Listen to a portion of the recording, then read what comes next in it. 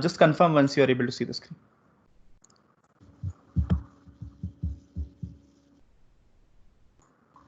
You can see your screen. Yeah, okay, cool.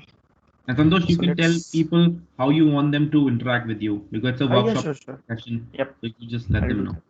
Yeah. So let me start and then I will just do that. So hey everyone, thanks for joining and especially giving your time on Friday evening. And I'm really excited to be here. Thanks a lot to the whole Reactor team to actually have me here. It's an honor to just represent a community like this. So today's session will be like it's going to be getting started with TypeScript. So I will introduce you to the basics of TypeScript. Then we'll learn about how you can create classes, interfaces, how you can create functions, how we can compile it, how we can manage the different versions of JavaScript using TypeScript. So it will be hands-on session. So don't hesitate to ask any questions. I believe every question is important, even though you think that your question is really small. Don't fall back. Just go ahead and ask your question. It can be simple question for others, but it's a really important question for you because this is what you are going to take away from this particular session, right? So feel free to ask question. You can unmute yourself. You can ask question, or if you don't feel comfortable unmuting yourself, feel free to ask question on chat. I'm sure I'll keep a watch on chat as much as possible to answer your question. And ask questions not in between the session. For example, if I'm talking about something, then most probably you can wait till the end when I complete that particular concept, and then you can ask question. So this is how we'll go ahead. And to just give you idea about myself, my name is Santosh Yadav, and I'm one of the GDE for Angular. I am also a writer for indepth.dev, which is the biggest publication for the in-depth resources for any front-end related things. We have a lot of Angular resources. We have a lot of RxJS, NgRx, state management libraries resources, and we are also looking for writers. So if you are interested into writing on any technology front-end related, it can be Vue.js, React.js, and you think you have a good knowledge about it and you want to write, you can just go ahead and write in-depth articles. Then you are most welcome. Just feel free to drop me a message with maybe your draft article, and then I can just take it to the our amazing community. And once it is reviewed, of course, your blog will be posted. So we have more than 1 million readers in a month. We actually already crossed 1 million readers, and we just launched indepth.dev this year. Earlier we had the publication on Medium, but everyone knows what's going on with Medium, so we just dropped that idea. And now I'm also a mentor for Dotnettricks, so that's what I do on weekends sometime. But I primarily contribute to the open source. I'm one of the top 100 contributors for Angular. I'm also top 10 contributors for NgRx, and I manage few of my own open source projects. So I invest some time into that as well. And in case you want to connect with me, you can just connect with me on Twitter, GitHub. I mean, of course, you cannot drop me a message on GitHub, but in case you are interested, there are a lot of projects and repositories which are available on GitHub. And of course, I'm sure every one of you would be on LinkedIn. Feel free to send me a connection request on the user ID which is given here. And Santosh Yadav Dev is my portfolio. I'm trying to recreate it using some other stack. So it's in progress, but older one contains some incomplete data. So let's hope I'll be able to complete my new portfolio website soon. Yeah, that's about me, and let's get started. So the first and biggest question is why TypeScript, right? I mean, we had JavaScript from a long time. Why TypeScript? Why we need to write TypeScript? Why just we cannot go ahead and write JavaScript, right? So remember, your browsers can still understand only one language, which is JavaScript. So I'm not talking about WASM, of course, but your browsers can understand JavaScript pretty well. And JavaScript, so if you see this diagram, so your TypeScript is nothing but your superset of JavaScript. So what does it mean? So whatever JavaScript you can write or you still write is a valid TypeScript code. So it's not like if I write some JS code inside TypeScript, it is invalid. It will still work. So but the purpose of having TypeScript is not that. Back in 2011-12, when actually TypeScript was launched for the first time, it was not picked up by a lot of developers because no one was aware of it, and Microsoft, I don't know what was wrong, but Microsoft never wanted to actually promote this language, which is really awesome.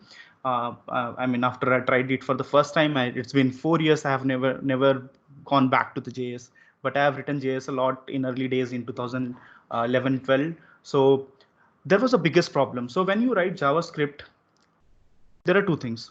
First, you don't know the optimized code, how to write optimized code in JavaScript. So that was the biggest problem. I'll show you some examples as well.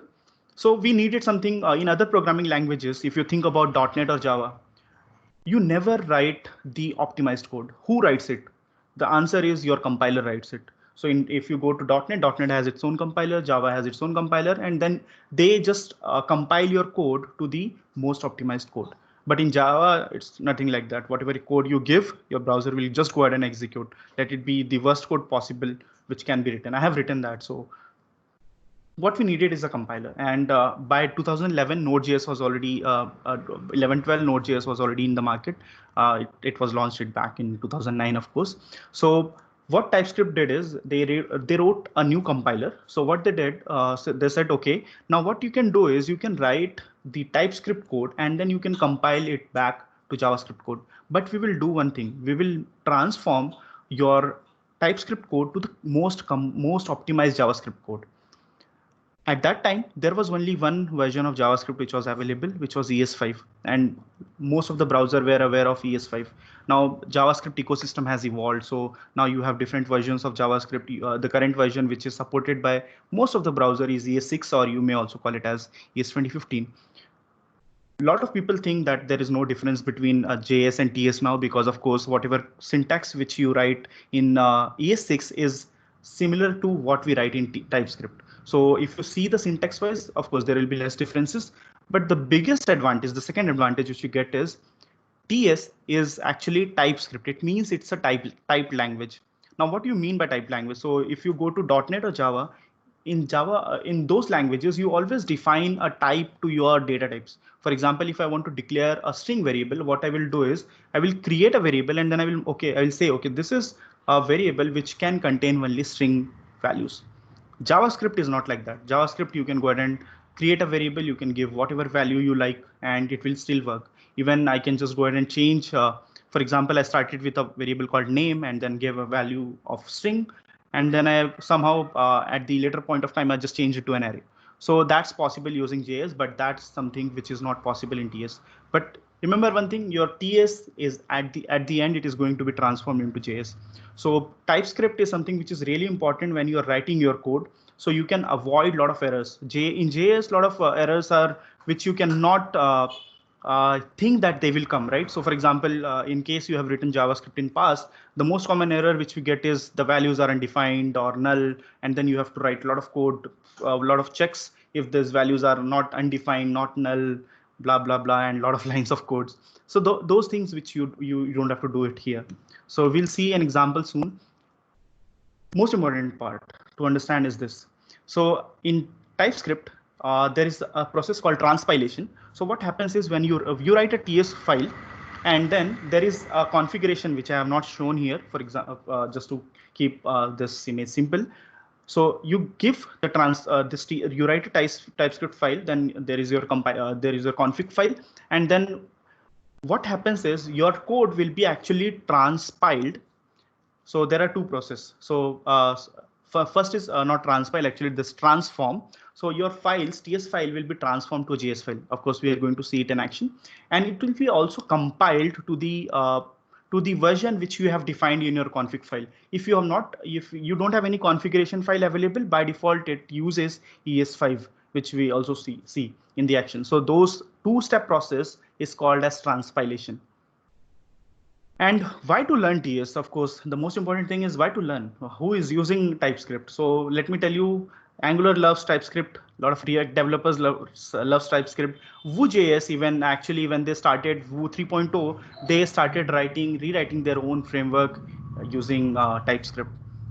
But is it only for front end? No, it's also applicable for backend frameworks, like one of the most famous backend framework called NestJS also uses the TypeScript. But why that is not in this picture? So as you remember, right, backend is always in backend, so it's behind one of the logos.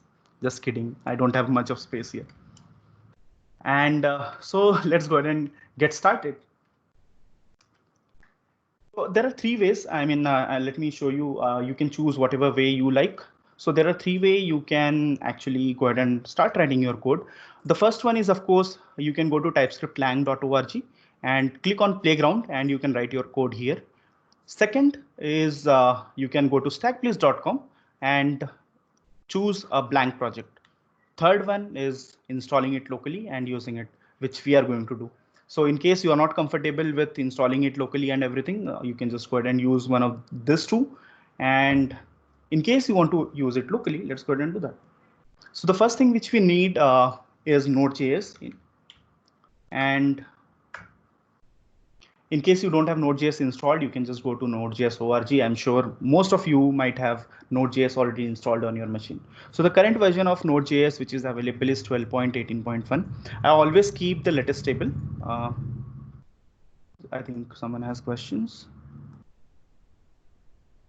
Yeah, okay. Gaurav mentioned that, okay, for beginners, type-based is best. Yes, you can. I mean, I prefer local development. So you can just go ahead and download Node.js from here. And once it is downloaded and installed, you can just go to command prompt. And in case you already have it, let me show you how you can verify the version. So you can just go to command prompt and say node-v, and it will give you the version. So current version which I have installed is 12.14.1, which is very close to, I mean, at least it's about 12 plus. So I'll use it. The next thing which we need is we need npm. So npm is your package manager for Node.js, and it's actually owned by GitHub now. So on npm, all the packages which are available for your JavaScript ecosystems are available. So I can just go ahead and search for any package which I want to install. For example, React, right? So React is also available on npm, and every package has a command which is given. Sorry, for example, if I want to use React, I have to run this command npm I React. Similarly, if I want to run install TypeScript, I have to run a command to install TypeScript. So how to do that? How you install TypeScript? There are two ways. You can either go ahead and install it on your a specific project, or you can just go ahead and install it globally. So I prefer installing it globally, so I can, whenever I want to work on or I want to test some features of TypeScript, I just go ahead and write TypeScript code and then compile it anywhere in my in my machine, right? So to install the latest version of TypeScript, you can just go ahead and say npm I, and the package name is TypeScript, and then you can say -g. -g is for global, so feel free to install it globally. And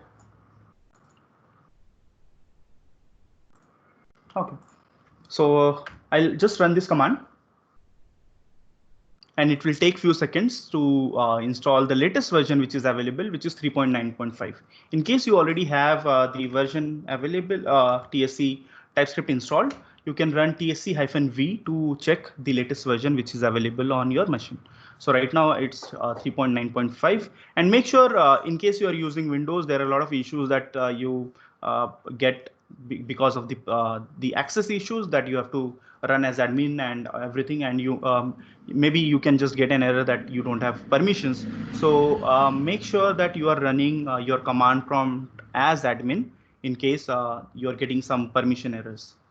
So now once TypeScript is installed, I can just go ahead and say TSC, and it will give me all the options which are available as part of TypeScript.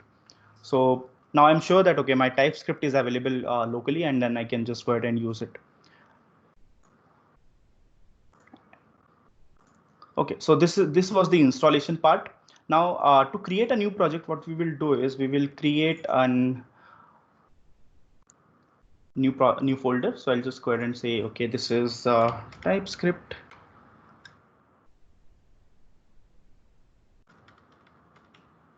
And this code will be available on GitHub. So I'll push it on GitHub at the end of the day, end of the session, sorry.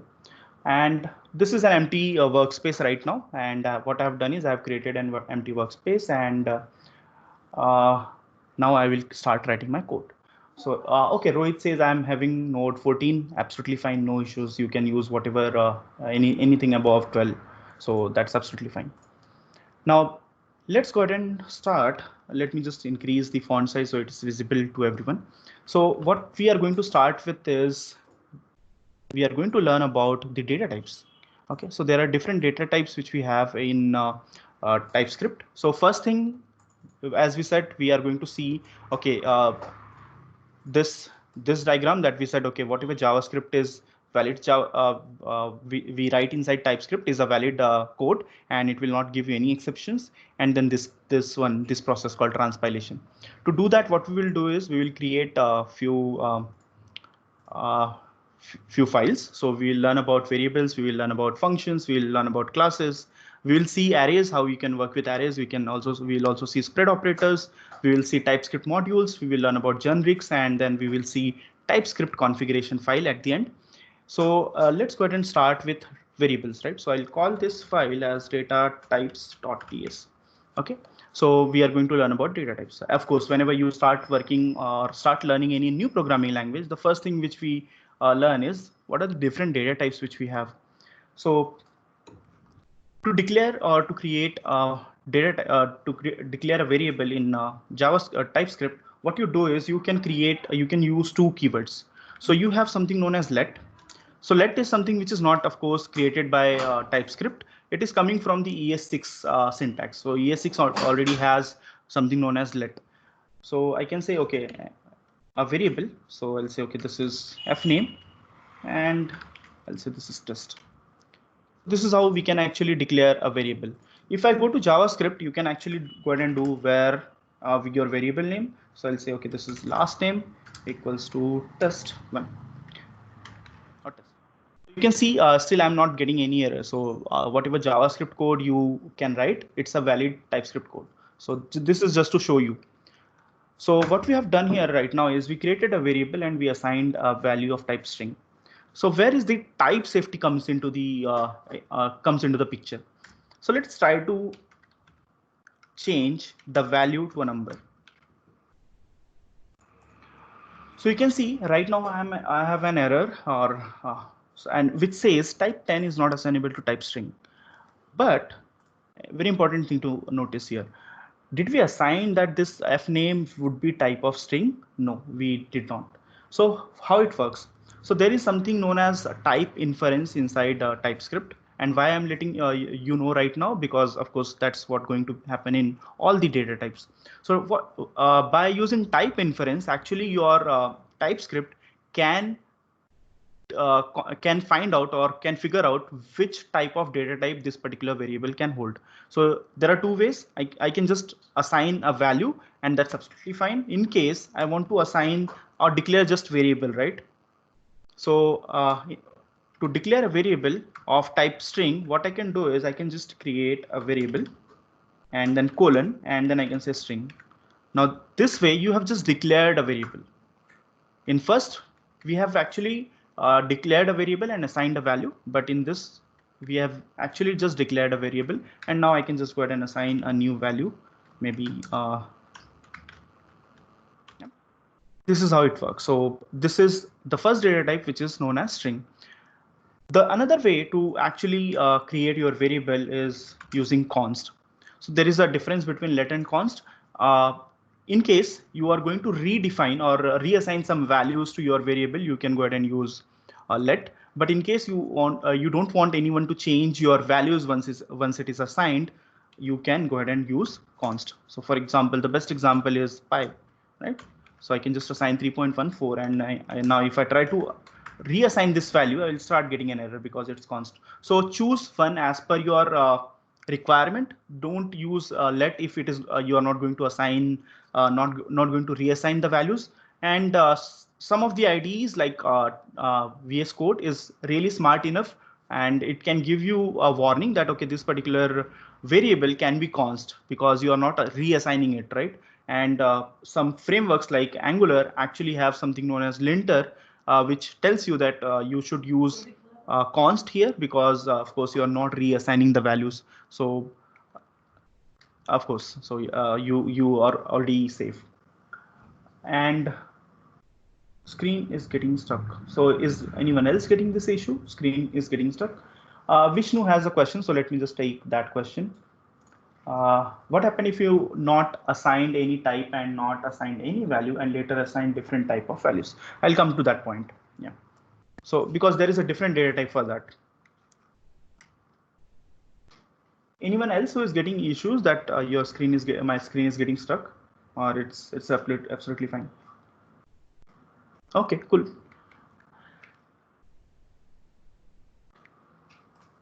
Okay, so the first variable or first data type which we learned about is string. Then the next variable or next data type which we are going to discuss about is known as string, known as number. Sorry. So I can create a variable, and then I can say colon number. Now the advantage is I can just go ahead and assign a string value, sorry, a number value, right? So I can say age equals to maybe 25, and this is it. But of course, for I mean, just the type safety, what we are going to do with this type safety in JavaScript, you have a lot of functions which are available on different data types. If you write the normal JavaScript, you have to actually go ahead and search in this case which function you can actually use. But if you use TypeScript, there is an advantage. So let me show you that. So for example, if I use fname dot, now all the functions which are available here are actually can be used on string data type only. In normal JavaScript, you have to you can just go ahead and use a lot of functions, but not all the functions are actually available for string. So what happens at the compile time or at the runtime, you get an error. So don't do that. So using TypeScript, you are saved. You just get list of functions which can be used for a particular data type. Similarly, if I do age dot, so I can see a lot of functions, but these functions are only available for number data types, not for others. So this is how you can use numbers. For big numbers, right now, BigInt is available, so you can use BigInt. But remember, BigInt is not supported by the JavaScript, so they are, I think, it's under the implementation and will be available soon.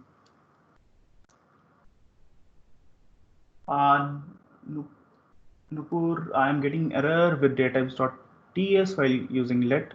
All files must be modules when using isolated one. Nupur, are you using a local machine or you are using, I mean, other platforms like Stackblitz or Playground?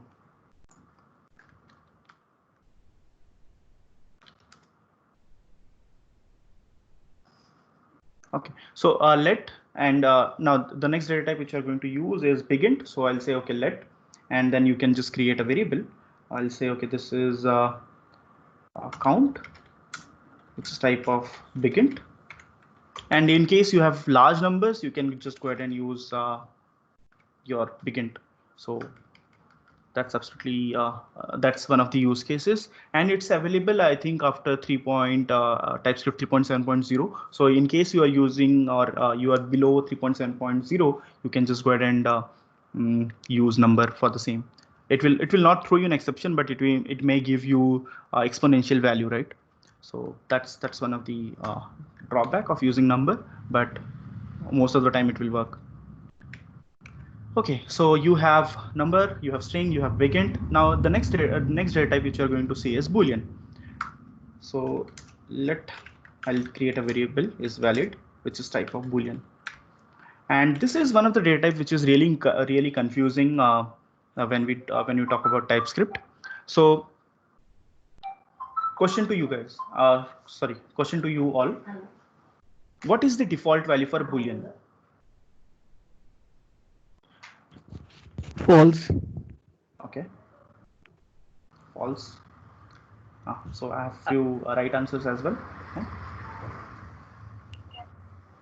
Can I use where in TypeScript? Yes, Fabian, you can use where in TypeScript. Okay, so I have a lot of answers for false, null, undefined. Okay, so when I started learning TypeScript for the first time, I was really confused because I created a variable and then I said Boolean. As I was coming from a .NET background, I thought the value should be false. But then I realized that when you run or when you compile your TypeScript file, it gets transformed to JavaScript. In JavaScript, you don't have any variable types. So in JavaScript, if you just declare a variable, the value by default is undefined. So let's go ahead and see. So I'll say, okay, this is console.log, and I'm just saying is valid. So I'll compile this file using the TypeScript compiler. So I'll say TSC. Sorry, I don't have configuration file, so I cannot use TSC directly. So I have to say TSC and file name. So I'm saying TSC data types. You can skip the TS. So now you can see your code is actually two things happened. It is transformed to JavaScript and it is also compiled. So transpilation, right? So compilation plus transformation. So now you have what you have is you can see all the variables just have var keyword. In case it is compiled using ES6, it will have let keyword. So here console.var is valid. It doesn't have any value. And in case you don't have any value in JavaScript, it's actually undefined. So let's go ahead and run it. So I can use node runtime to actually go ahead and run this particular JS file. So I'll say node datatype.js, and you can see it is undefined. So make sure whenever you are using Boolean, always define a default value, either false or true. So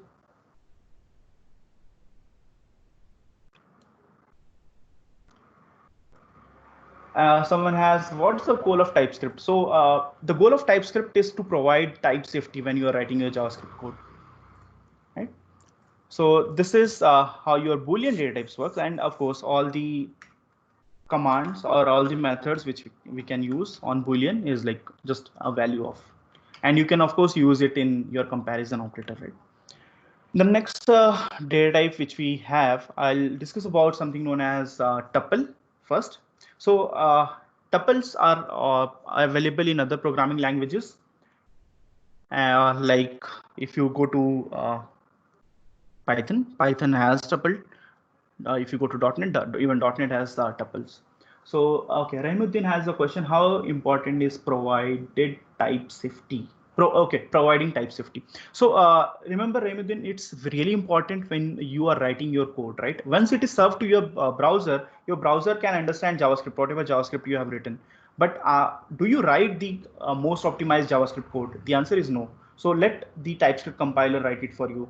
And there are few advantages, as we just discussed theoretically, that you can go ahead and compile your JavaScript or your TypeScript code to the any version of JavaScript. For example, right now the ES6 is supported by all the browser. Tomorrow I want to actually go ahead and migrate my entire code base to maybe ES 2020, which is the upcoming version, right? So what I can do is I can just change a configuration and I am just migrated. So that's the advantage. Rashmi has a question: how do you define nullable int value? Yes, it is possible, Rashmi. So you can just go ahead and say you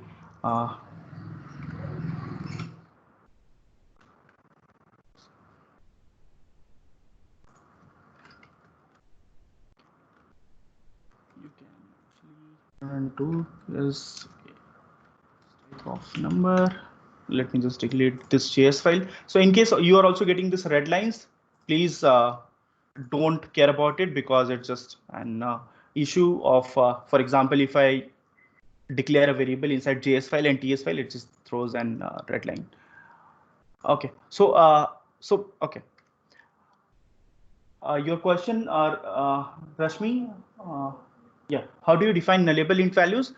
You can do that using when you define interfaces. Otherwise, there is a data type which I will show you that can actually take care of all the null values. So generally, we try to avoid null values, but in case you need it, it's possible. And while using interfaces, it's pretty useful, the syntax which I will show you while using interfaces, or if I'm using functions and I want to make some parameter optional, then you can. Akshay says, does int has upper limit? Yes, Akshay, it does. So let me go to. So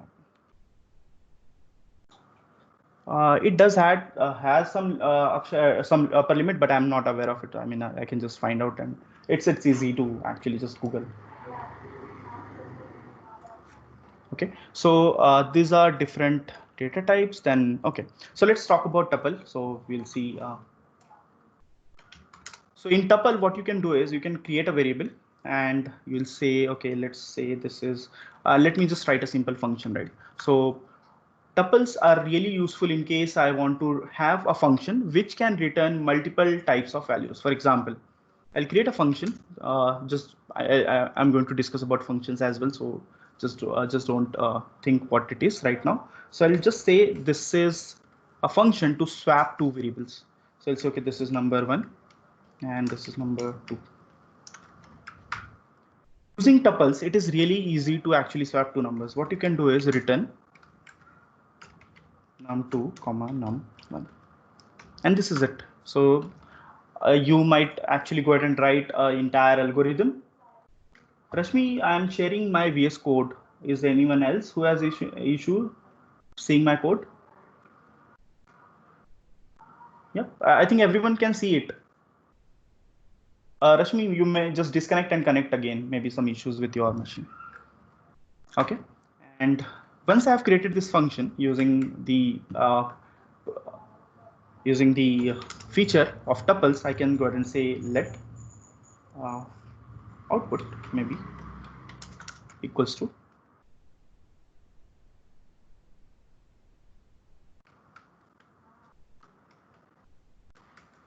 and I'll just do console.log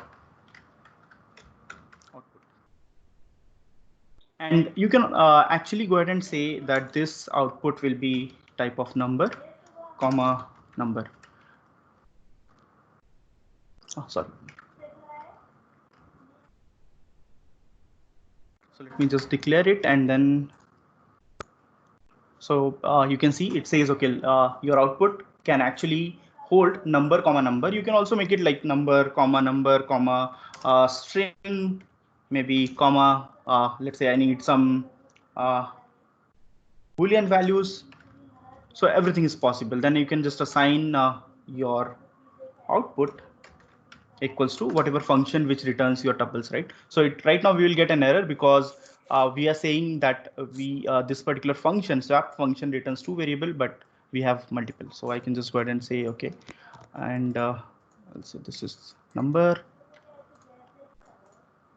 output any of arrays returns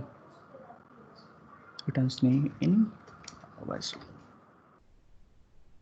me equals to swap any of arrays missing following properties from type number 0, 1. Why it says it is any number thing maybe return type, and now it's fine. Now you can just say tsc my file name, which is datatypes.ts, and then I can just use node, and you can see I have actually written a code to swap two variables using just tuples. In TypeScript 3.9, TypeScript 4, they are going to introduce tuples with variable names. For example, right now I cannot say this variable is number or num1. So I cannot give a name to this tuple to these variables. But there are some implementations which is going on in TypeScript 4 that this will be possible once TypeScript 4 will be released. So that's one of the upcoming feature in TypeScript 4. And yep, this is what you're saying, Fabian, that does this code work num1, num2? So yeah, so coming to thanks that you mentioned this. Right now, this syntax is not possible, but it will be possible maybe in TypeScript 4.0. Right now, this syntax is not supported, the one you mentioned, but you can do it using maybe spread operator. I will show you an example where you can actually do something similar, but not. Okay, anonymous. I'm not sure who is this, but how many values a tuple can hold? Can tuple hold another tuple? tuple can hold another tuple. Yes, that should be possible. Not an issue because it's a tuple, right? So I can just go ahead and assign multiple return types from a function. So it's possible. It's really useful in cases where your function can return multiple values. I'm sure the people who have worked on .NET or Python, they know about the use cases, right? So you have an API which returns you multiple data types, but you don't want to actually go ahead and create multiple APIs just to get some data. For example, there is an API which gives me employee information and then his salary, his orders, everything. I don't want to do make another API just to get the orders differently, right? So what I can do is I can just write a tuple and then return all the information inside of what single function. So that's possible using tuples. Okay, so now coming to one question which was asked, that in case we need some variable to hold null or undefined values, something related to nullable types. So there is a data type called any. And the first thing which you should do is, there is a configuration. Of course, I will show you the configuration at the end. You should go ahead and disable the any data type. Any data type is the you can say the var in JavaScript, where you can actually go ahead and assign any values to your variable. It's similar to what any is. It's not type safe. So I can just say, for example, let variable which is maybe let what name I can. So I'm just going to do hardest thing, name a variable, right? So which is the most difficult thing to do. So I'll say, okay, this is maybe name. Okay. And then I will say, okay, this is type of any. Name gives you an error. So I'll say, okay, this is, let's say, employee.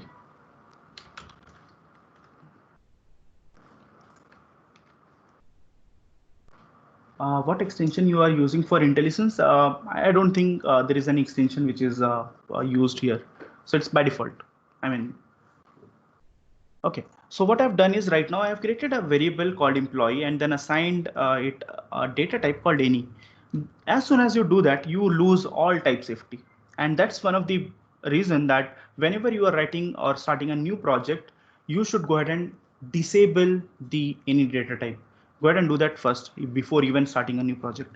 In Angular, it is best practice. And in Angular, you also have some flags which actually disable it by default. So when you say there is a flag called strict, once you do create a new project using strict, it will just remove or disable the any data type. So you cannot use it. So let's say if I have declared a variable with any data type, I can just go ahead and say, I can just assign it number values or string. Even I can just say, okay, this is an array.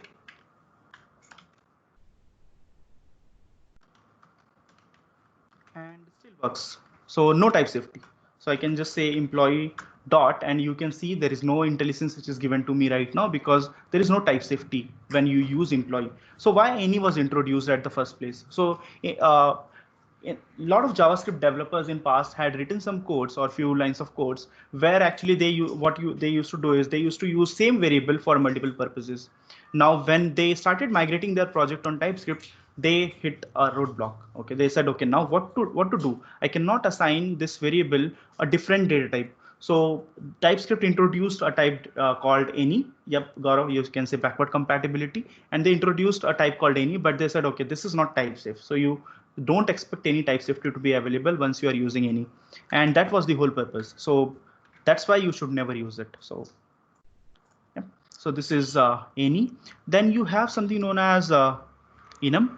Enums are, of course, pretty useful in case you want to restrict the user inputs. For example, I will just give you only can I disable any via the config file? Yes, that's what I'm going to show you once we move into this, the last part, which is actually configuration file. Instead of any, Fabian, can I use where? No, Fabian, just define your data types.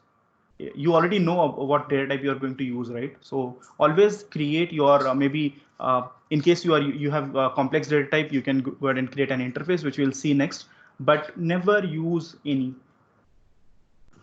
Try to avoid it. I mean, in Angular world, it's like block listed, so you can never go ahead and use any. Even when I start a new project, the first thing which I do is just disable any. No one can actually use any. And it's not required. So you will see once you start writing a new project, you will see, okay, actually any is not required. But in case you are creating a POC, go ahead and do that. I'm sure you don't want to create all the TypeScript before or while creating your POCs, right?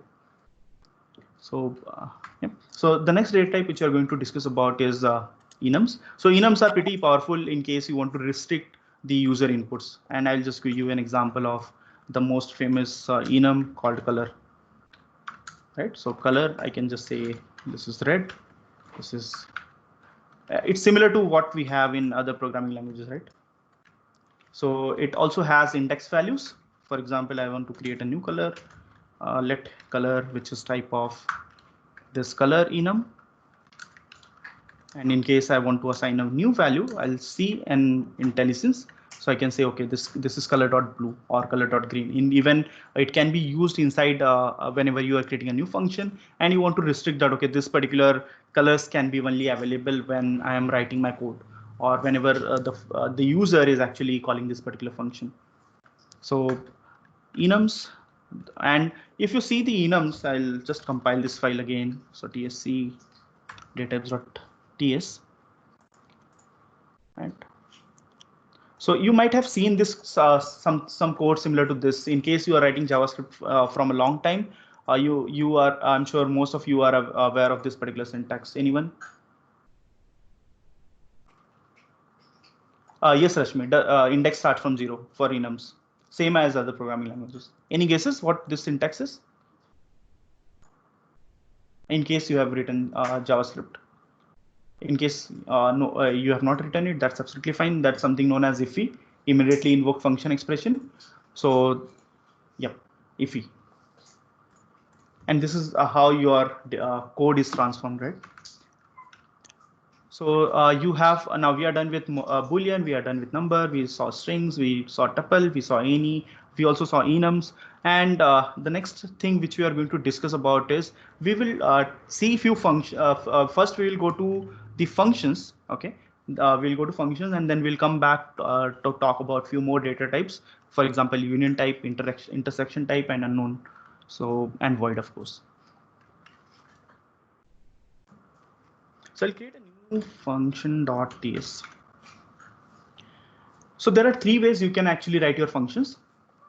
The first one is, of course, function definition. So I can say function and then name of my function, for example, add, and then I can just pass parameter or I can just skip the parameters and then your function body where you can actually write your logic. But what's the difference? So whenever you write a function in TypeScript, you, for example, if I'm giving a variable, generally we do this right in JavaScript. So we say this is my number one and the next parameter is number two, and then we write some code. So I'll say, okay, this is num1, comma num2. Let's discuss what's the problem with this code. So I can just call this function with two string values.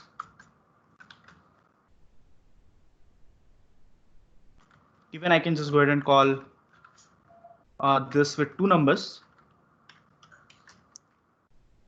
And once I execute this, both will run and I will not get any output. So let's go ahead and do that. So I'll say tsc function.ts and then I'll say node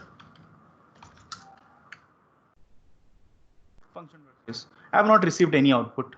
The reason is simple. I have missed return keyword. So there is no type safety.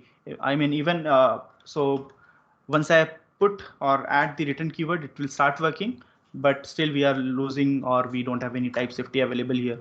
So what we can do is whenever you are writing a code in your your TypeScript, what you can do is you can always define the data type for your variables. For example, num1 is type of number and num2 is type of number.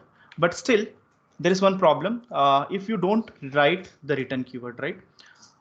Again, the same thing will happen, that your function will execute, but it will not return anything. Let's try that out. Console.log and 5, 10. I'll remove this because, of course, I cannot execute that particular function anymore. So I'll say, okay, this is tsc function.js, and then we will say, okay, this is node function.js. And I got undefined, of course, because I have not written the return keyword. So in TypeScript, what you can do is you can also define the return type for your particular function. So I can say, okay, this will return type of number. Now, as soon as you do that, you will start getting an exception that or start getting a warning that your function whose declared type is neither void or any must return a value. So I have not defined it as void, right? So if I say void, it will not return anything. Of course, if you have worked on any other programming languages, you know about void. Void does not return anything, right? So I can say number, and I will also get an exception or error when I'm compiling my program. So most of the time what happens is, of course, we are really busy, right? I mean, we'll write a lot of code daily, and due to such small things, I mean, we just missed a return keyword and then we ended up just wasting our entire day. In JavaScript, that's possible, but not here. So you just make sure that when you are writing a function, you are defining the return type. In case you don't have any return type, just go ahead and write void. It's absolutely fine, but you are safe. And okay, Abdul has question. Node command is not working in VS Code. Abdul, you have a node installed. In case it is not working inside VS Code, what you can do is you can open the command prompt separately from the same project folder, and then you can run node command. That will work. Sometimes it happens that it's not available or it doesn't run inside VS Code. So just open a new command prompt from the folder. And now we have written a function which is type safe, and we are also sure that it will work as expected. So now we have 10, 5, 15. All JavaScript is built in there. That's beauty of it.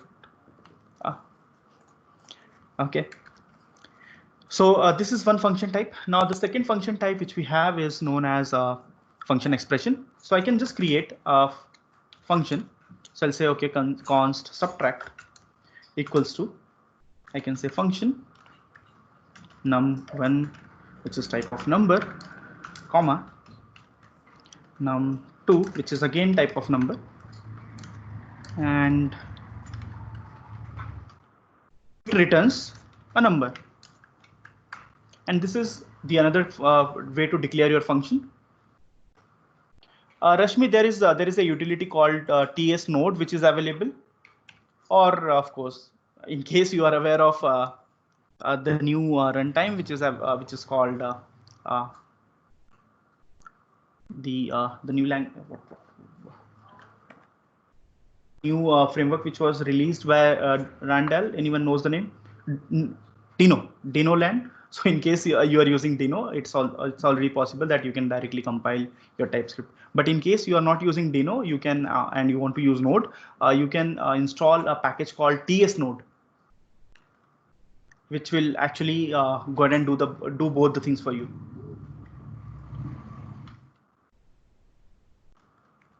I generally don't use while my workshops, so you know actually how it works behind the scenes. So now this is a function expression where I have defined a variable, which I'm of course saying const because I don't want to modify the behavior of my sub variable. So I have made it as const, but in case you want to change, you can just say let, also possible, right? And now I can just call this particular function using the same approach. So console.log, and then I can call sub 10, 5, and which should return me 5. Right? So it's a TSC and node, right? So now you have this. So let me just write what type of function is this. So this is function definition. You can also call it as named function. And this is function expression. And then we have third type of function, which is arrow functions. So the third way to define a function is const. Let's say I'll say multiply.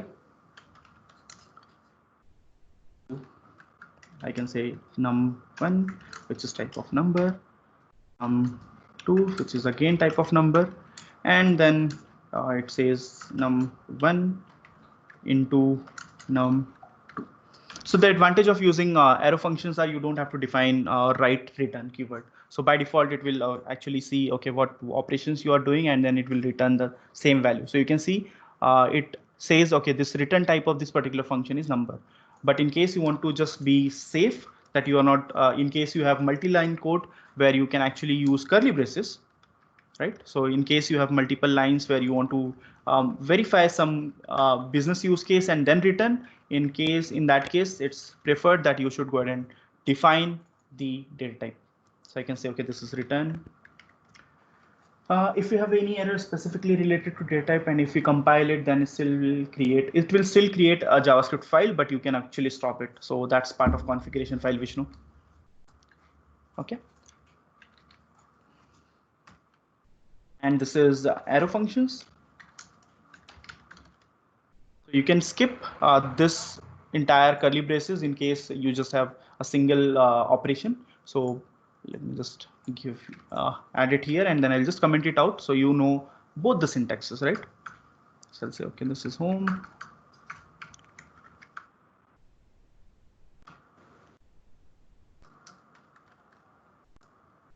So I'll just comment this, right? And of course, calling the function remains same. So you can just say multiply and then 5 into.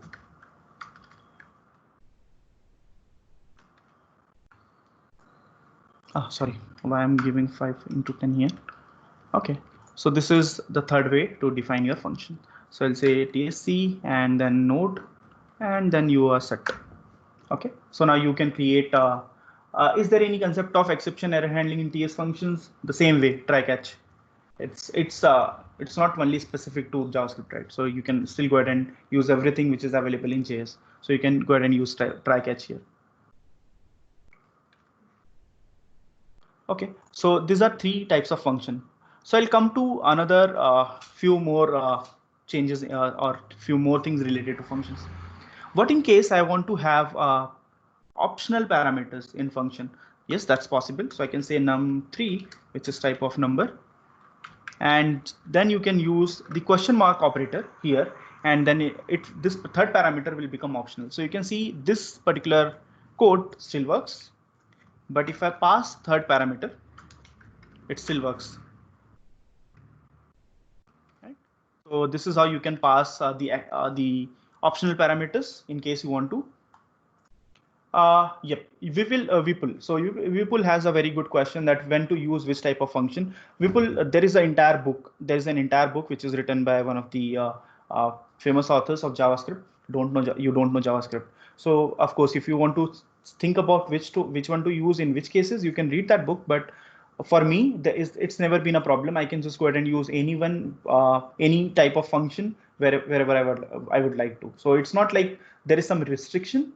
It's, I think, based on what you are comfortable with. So if you are comfortable writing function definition, go ahead and do that. If you are comfortable using function expression, go ahead and do that. But there are some restriction when it comes to the arrow functions. But I mean, of course, if you want to read it, I will suggest go ahead and read that book called You Don't Know JavaScript, where it was really clearly, it is explained in much detail, which I cannot do in 3-hour session, of course, but you can refer to that book from Getify. So Getify has written an awesome book called You Don't Know JS. Okay, how to provide default value? Yeah, that was something which I was supposed to do next. So in case you don't need the optional parameter, but what you need is a default parameter. So what you can do is you can just create a variable and equals to the value. So this is default. This is default value, right? So now I can just go ahead and run this with 2 variables, and in that case, num3 will be 5. And in case I pass third parameter with some value, this value will be replaced. So this is how your default parameters and optional parameter works. And you still have type safety. For example, if I say see the num, you can see the data type is number because I assigned a numeric value. Yeah, I think Abdul Gaurav already shared that book link, and it's available for free.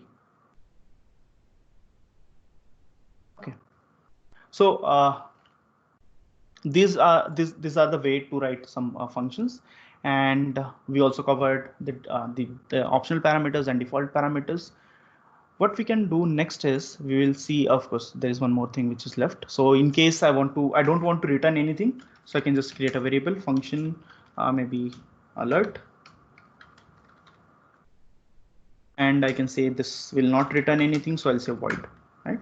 So this is the way you can actually create a function which doesn't return anything. In case you want to return any value, I mean, you don't really care about the type safety, of course, any, right? But try to avoid any as much as possible. Okay, so this is the different function types which we have.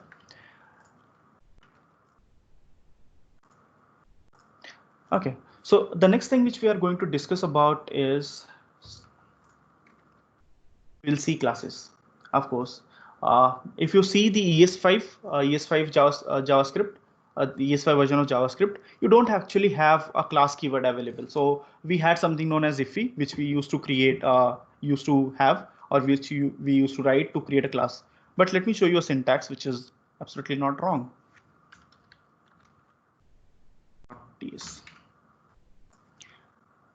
When I was really new to JavaScript world, I was aware of one thing, that I can just go ahead and write whatever code I like, whatever way I like, and it will still work. So whenever I had some data coming from my backend, right? So what I can do is I can just create a variable. For example, I have something known as employee, and I can just say this where employee equals to this curly braces. And for a long period of time, this was my class. So what I used to do is I just create a variable, and then just whatever data is coming from the backend, just assign it to it. But later I came to know that this is not a correct syntax. The correct syntax is something known as iffy. But I was like, okay, who will remember that syntax, right? So I cannot. But when I started working with TypeScript, I was really happy, because to create a class in TypeScript, I can just use class keyword. I mean, this is the syntax which I learned when I was in my college and I was learning about C++ or Java. So I was really comfortable, and I was like, okay, now I don't have to actually remember that iffy syntax, and I don't have to do anything else. So I can just create a class employee. And then in case I have few properties, I can just say, okay, this is, let's say, ID, which is type of number. And in case we have name, which is, let's say, string. So remember, after every variable declaration or property declaration, we are giving a semicolon, right? So, and then we have address. Right now, I'll define it as a string, but address can be a complex type, meaning. So I can just create another data type, user-defined data type, which can have, let's say, address line 1, address line 2, your city, pin code, everything. So we'll come to that point. Now, once you declare properties, what's the most important thing inside your class? Anyone? I'm sure most of you know about classes. So what's the most important thing inside a class? Your class is useless without it. Sorry? Yeah. Constructor. Yeah, constructor. Exactly. The constructors are most important thing when you work with the classes, because they are responsible for creating an instance of your class. In other programming languages, the constructor is same as what? Your class name. So if I go to Java or .NET, I have to say something like this, employee, and then this is my constructor. In TypeScript, it's actually a keyword called constructor. So you can just go ahead and say, okay, this is constructor. But in other programming languages, you can have multiple constructors, which is not allowed in TypeScript. So if I try to create a constructor, let's say this is my default constructor, and then I try to define a parameterized constructor, it will throw an exception. You can just see. So it says multiple constructor implementations are not allowed. So you can never do that. And I can just either have a parameterized constructor, or I can have default constructor. Even if you skip that, it's absolutely fine, because default constructor will be always called, right? So this is how you define a constructor. In case you want to have a function inside your class, you don't need to use the function keyword. You can just directly say your function name.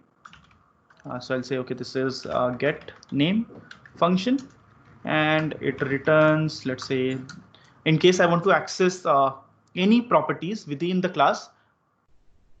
Okay, any properties within the class, I can say this dot my property, or in case I want to access any function, I can just say this dot whatever function I am referring to. So this is how you can write a simple function inside your class. Why did TS choose not to have constructor defined by class name like we do in Java?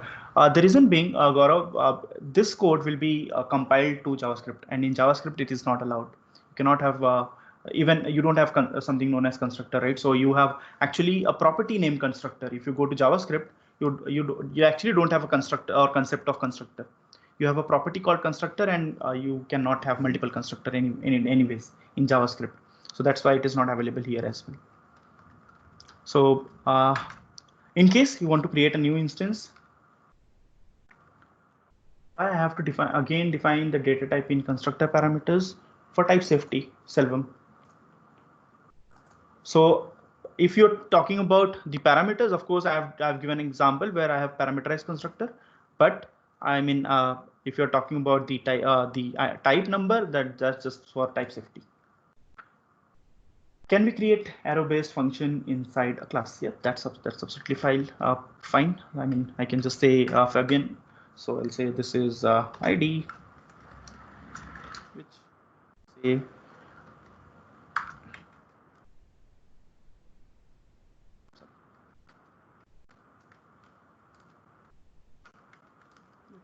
do that ID.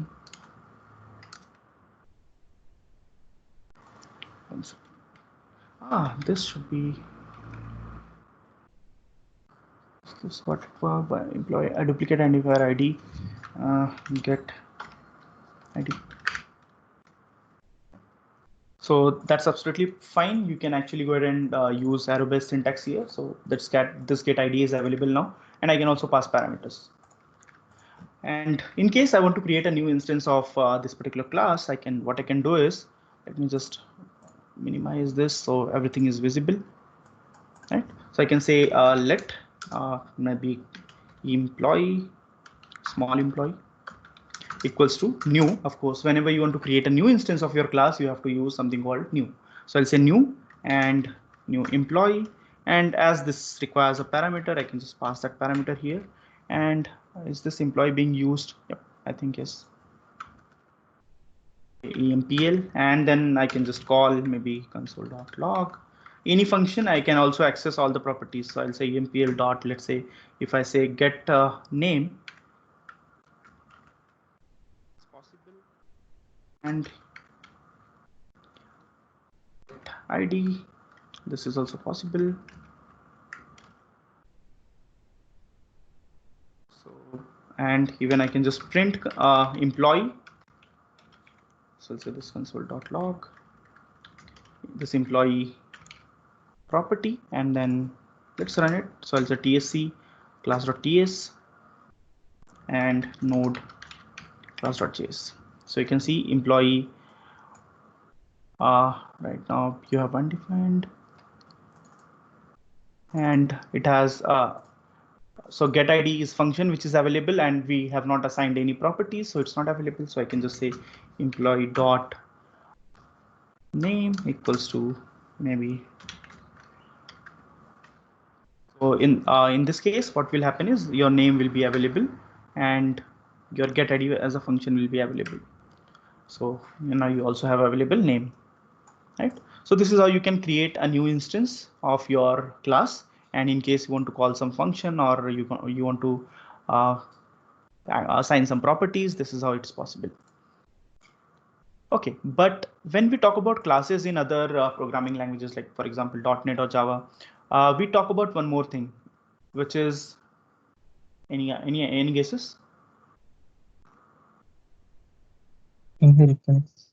Sorry. Inheritance. Someone said. Yeah, inheritance, of course, it's possible. But if I talk about classes, you have something known as access modifiers, right? Anyone, any idea about access modifiers? In case you are not familiar with OOPS-oriented programming language, so leave it, not an issue. But you can also use the access modifiers inside your TypeScript code. So if I want to make, let's say, ID as private, because I don't want it to be assigned by someone from outside, so I can just mark it as private. Okay, and it won't be so once I mark it as private, when this class is inherited, this particular ID will be not available, right? So when you do private, how to assign the values? Anyone? So if I create this property as private, how to assign the value for this particular ID? There is an important concept. Getter and setter. Yes, exactly. So there is a really important concept in all the programming languages that they generally what we do is we mark all the properties as private and then we use getters and setters. So getter setters are available here as well. So I can say get, I'll say this is emp ID, right? And it will return this dot ID. Similarly, I can write setters set, which will take ID as number, and then I'll say this dot ID is equals to the ID which is passed. So this is how you can also create getters and setters. And of course, if you compile this code using ES6 syntax, the syntax would be same. In a latest version of JavaScript, private is a keyword which is available in ES6, but in JavaScript, I'm not sure if you are aware, but in JavaScript, private variables are available as of the latest implementation, and you can just say hash. So once you define a a property with hash, it becomes private. So that's something which has already landed into JavaScript.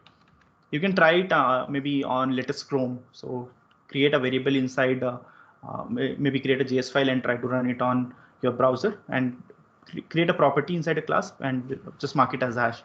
I think it will mark it as private. So this is your getters and setters. So what we learned about classes here is we saw how to create a class, how to define a constructor, how to define a function, how you can access a property, a function, and we also learned about the access modifiers. And we saw that whenever we make it private, we can also use getters and setters. Is underscore variable make it private? I don't think so. I think that is something underscore was more of it was not a syntax, but it was, I mean, someone, so it was like there is no particular syntax to make it private, so let's use underscore. So to denote that this is private. Convention, exactly, Rashmi mentioned it correctly. So it became a convention that, okay, if you mark it as underscore, let's consider it as a private, but never use underscore. Try to avoid using underscore when you are writing TypeScript code. Even it is not suggested when you are writing Angular code. Angular says never use underscore. Okay, so this is your getters, setters, and in TypeScript you can also use inheritance. So you can go ahead and do that. So I'll say let's create a new class. So I'll say class maybe manager, which extends. This is still possible. So you can now access this. So let's say create constructor. And as soon as you create a constructor, let's see what it says. So it says it must contain a super call. So I can just say, okay, this is super, and as soon as you do that, it will say, okay, your employee actually needs a parameter. So I can say, okay, there are two ways. I can just define maybe ID here and then pass that ID down to this particular super ID, and then I can access maybe let's say get whatever function I want to. Maybe if I want to redeclare get name, I'll say this is return this dot name, right? So I have just written my own implementation. So I'll say this dot, let's say ID, this dot name. So it will just return. It's not accessible. So I'll say this is, let's return with address, this dot name plus. Now I can create a new instance of manager. So I'll say let manager equals to new manager, and then I can just pass ID, let's say 50, and then let's try to call this manager dot, let's say console dot log. I'll say manager dot get name, right? And let's assign the name and address because we have not assigned any values. So let's say manager name is equals to maybe user1, and let's assign an address. I'll say this is Pune because I am from Pune. It's a TSC .ts, and then I can say, okay, this is node class.js. Right? So you have user1, and you can see there is no space. So user1, and there is no space, and then Pune. So I wrote this code intentionally because I wanted to show you one more syntax when it comes to the string interpolation. So generally what we used to do in older days is we used to do something like this. So we used to say, okay, this variable name plus then some string single quotes space plus this dot address, right? But in ES6, this is something which is possible using a new syntax. So you can use the tick operator. So this tick operator is available above your tab. You may be familiar with the tilde operator, which you generally use for C, right? So you might have used it in C, but nowadays you don't use it. So you can say return dollar and then curly braces. And here I can access all the properties.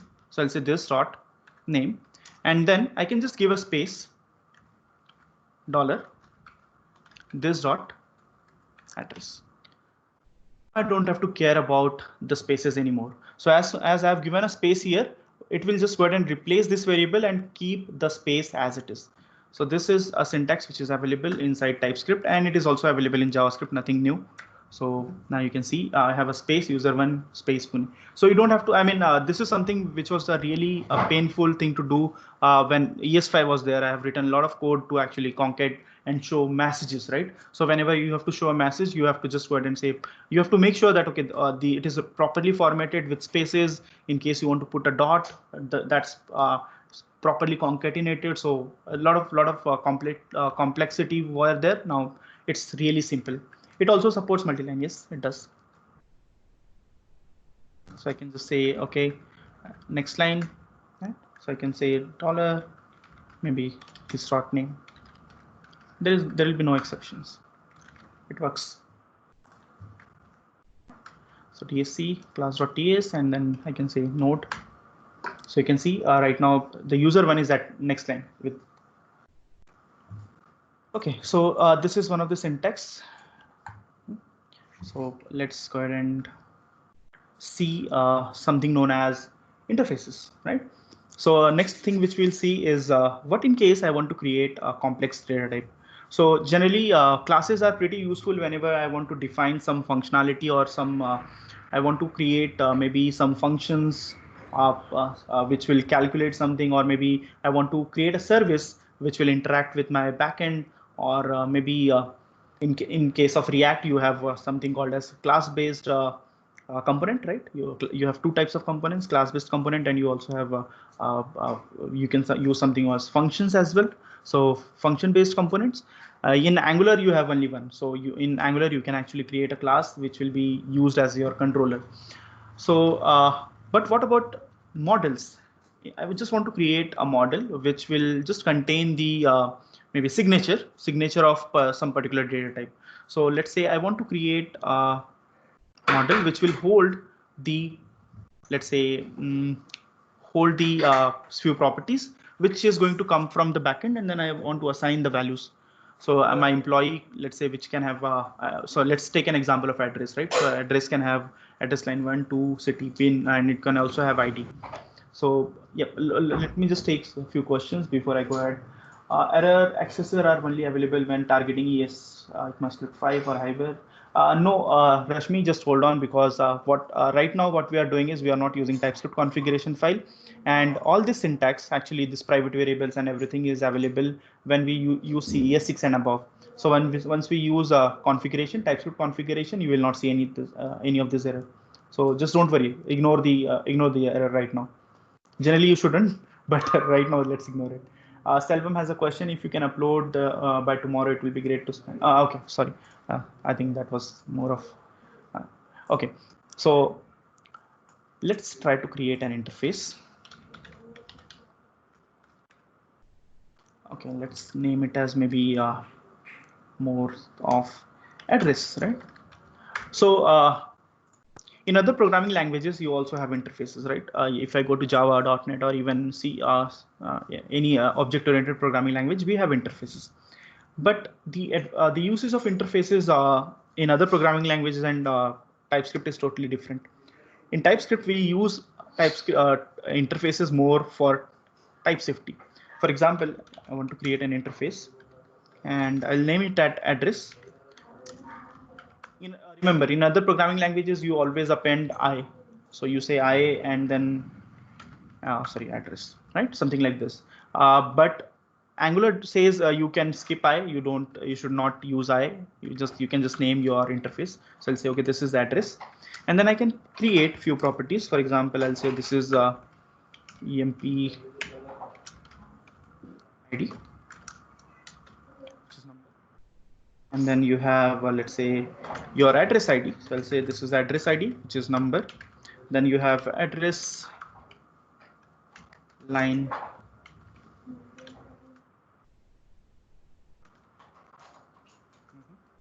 one, which is type of string. And then you have address line 2, which is again string. Maybe you have city, which is again type of string. Right? So this is you have defined this in an interface. But as I said, this interfaces are more used in terms of type safety. So what I can do is I can say to see why it's just limited to the type safety, let's compile address.ts. Now let's open address.js. You can see there is nothing inside this address.js. The reason being interfaces does not exist in JavaScript in any versions. Even your ES6 doesn't contain anything known as interfaces. So that's why once you compile your code and deploy it, your interfaces are not available at all. In case you still need type safety, once your application is deployed, you should go ahead and use classes. For example, just to give you an idea, NestJS, in NestJS, we can create APIs. We can write your own APIs. For example, in case you are working with .NET or Java, you can use, of course, you can create web APIs. And you also have properties, right? So whenever you create a web API, you have something known as body. In Java or .NET, you can define the structure of your body. You can say, okay, my body will be type of this particular interface. And it gets verified when you try to post something. But let's say you created an API using TypeScript. And what you did is in your body, you defined that, okay, your body will be type of this particular interface. Now, what will happen once you compile your code and deploy it, that body will become type of any. So you can post, your user can post any type of data. In those cases, NestJS uses classes. So they keep the type definition. So using classes that, okay, these are the different properties which will be available, which user can send.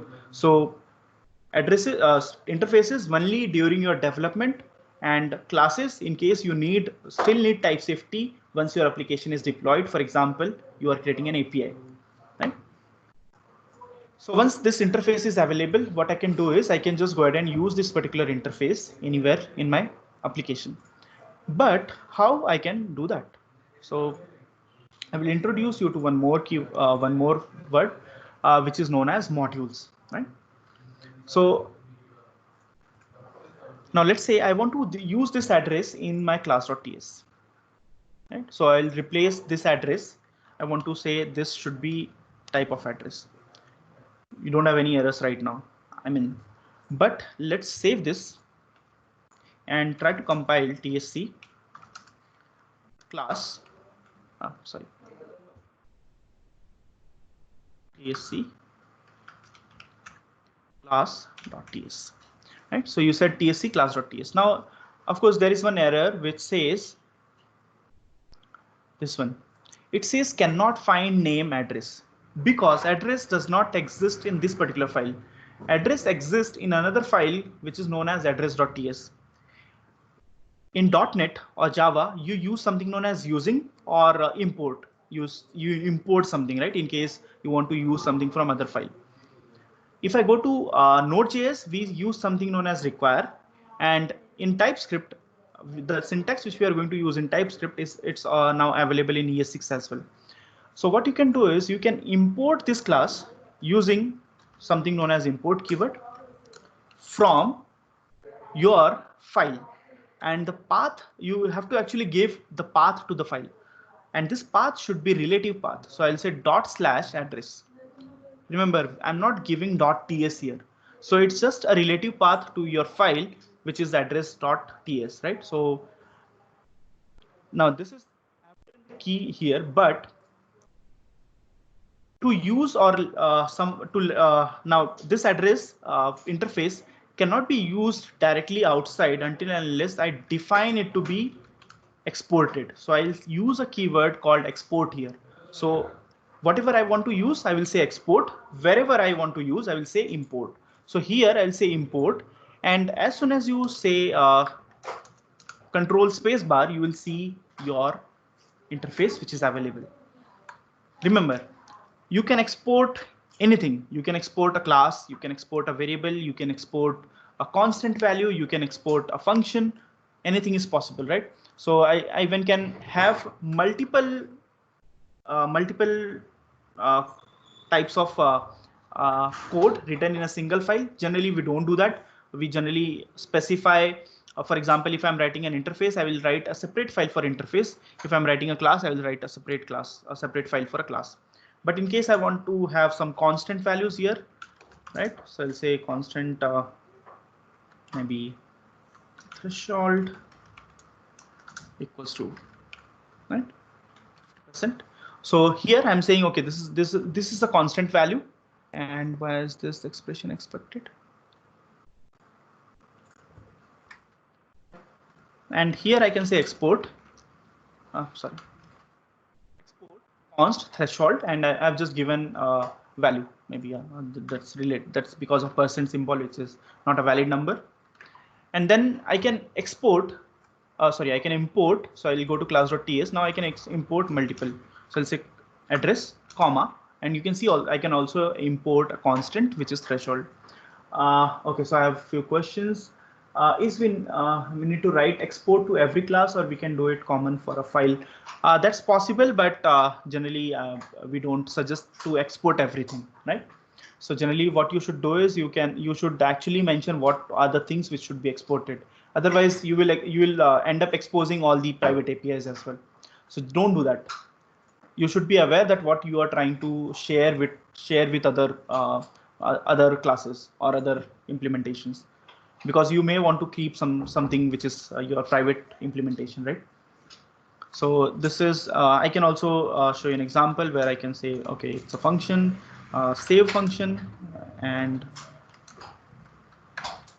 return 1.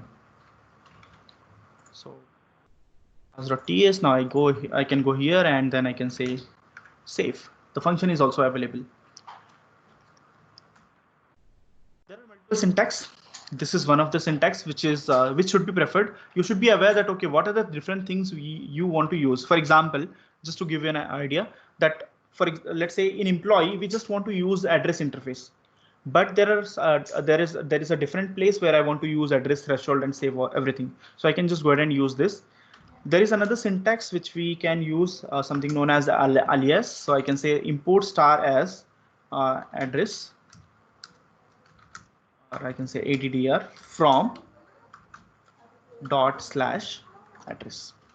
So this is alias. So I can now access anything from addr dot. You can see I can access save, I can access threshold, everything, right?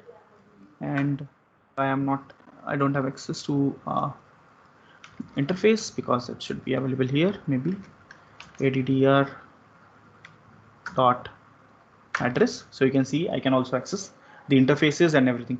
I generally try to avoid this syntax, which is alias one. I prefer this one. You should be aware that what are the different properties or functions which you are using.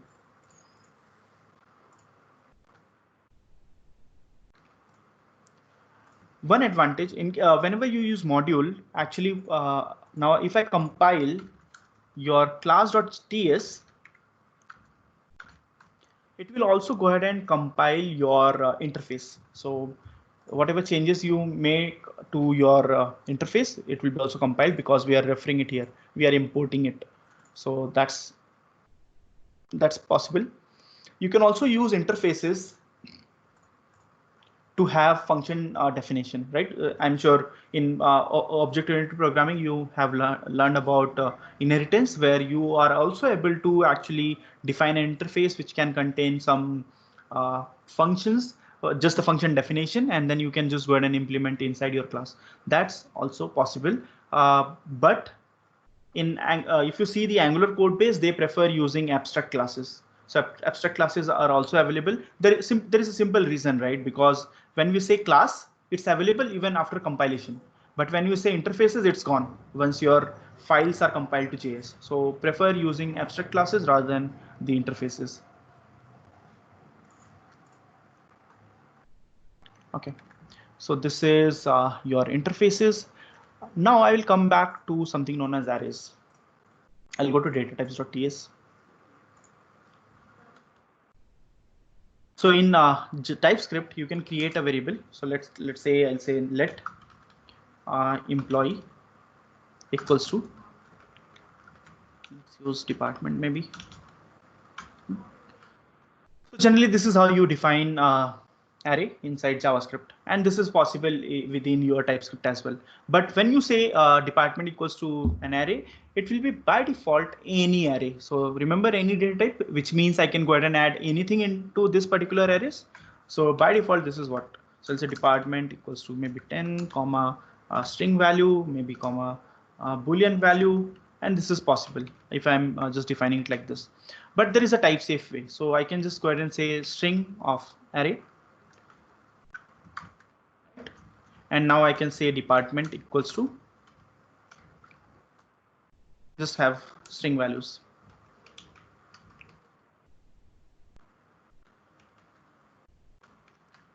So I can have string arrays, number arrays, even I can have maybe booleans. But what in case I need a complex value, right? Array of employees. So let's go ahead and create an interface. So I'll say this is employee.ts. And I'll say this is export interface. I'm just giving I because I already have a class with employee, so it will just conflict. So I'll say, okay, this is ID, which is type of number. This is name, which is type of string. This is date of birth, which is, there is also date type. I think I missed that. So there is a date type, which is capital date. And there is, I can say the next is email, which is again type of string, right? So I've created an interface, I employee, and it has properties. Now I want to create an array of, let's say this I employee. So the first thing which I will do is I will go to datatypes.ts. I will import, as we already learned about modules.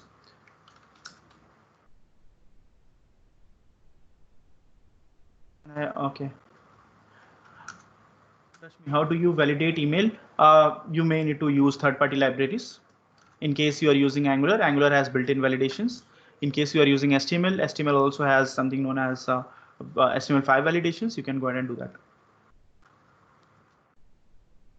And I can say, let's say this is let emps, which is type of employee. I employee array. And now I have an array of, let's say emps equals to, if I try to define, I will get IntelliSense that, okay, what are the different properties? So I'll say ID, name, email, all those are properties of this particular I employee variable. So this is how you can do it for complex data types. So let me just define it for one. So I'll say ID is 1. Then we have name, 1. Then we have, let's say, date of birth. The way to assign a date is something like this. You have to say new date, and then you can go ahead and do that. Email, test@test.com, right? So this is how you can assign a new value, and then of course you can just say comma and add more. So let's take a few questions. A common doubt related to the all programming language. At first, arrays implement are with similar data types, but nowadays it became any data types. Is that mention? Is they mention array list? There is something. There is nothing like list which is available in other programming languages. I'm sure you are referring to something like .NET, where we have a data type called list, and then we can say list of employees. So that's something which is not available here. You can just say employee array like this, and there is one more syntax which I will introduce you. Yep, Python also has list. Yep, but in TypeScript you don't. You can just use employee array, and you can also use there is another syntax which I will show you right now. So before I go ahead and do that, let me just tell you one more thing. I just forgot to tell you. So we discussed about modules, right? We said modules, and then we said, okay, this is how you can actually refer the files. But there is actually a definition for your JavaScript or TypeScript modules. So each and every file, right? Each and every file in your JS or TS is a module. Now you can decide what to export by using export keyword and what to import using import keyword. There is a difference between in case you go to Angular world. Angular also has something known as modules, but they are different. So this is often people do ask this in interview, what is the difference between JavaScript or TypeScript module and Angular modules. The difference is pretty simple. In JavaScript or TypeScript module, a file is a module, but if I go to Angular, a module is a class. So which has a decorator, which has a separate decorator at the @ng module. So this is pretty useful in case you are learning Angular, or you are planning to learn Angular. Okay. So this is one of the syntax in case I want to use employee array, and there is another way. So let me show you another way.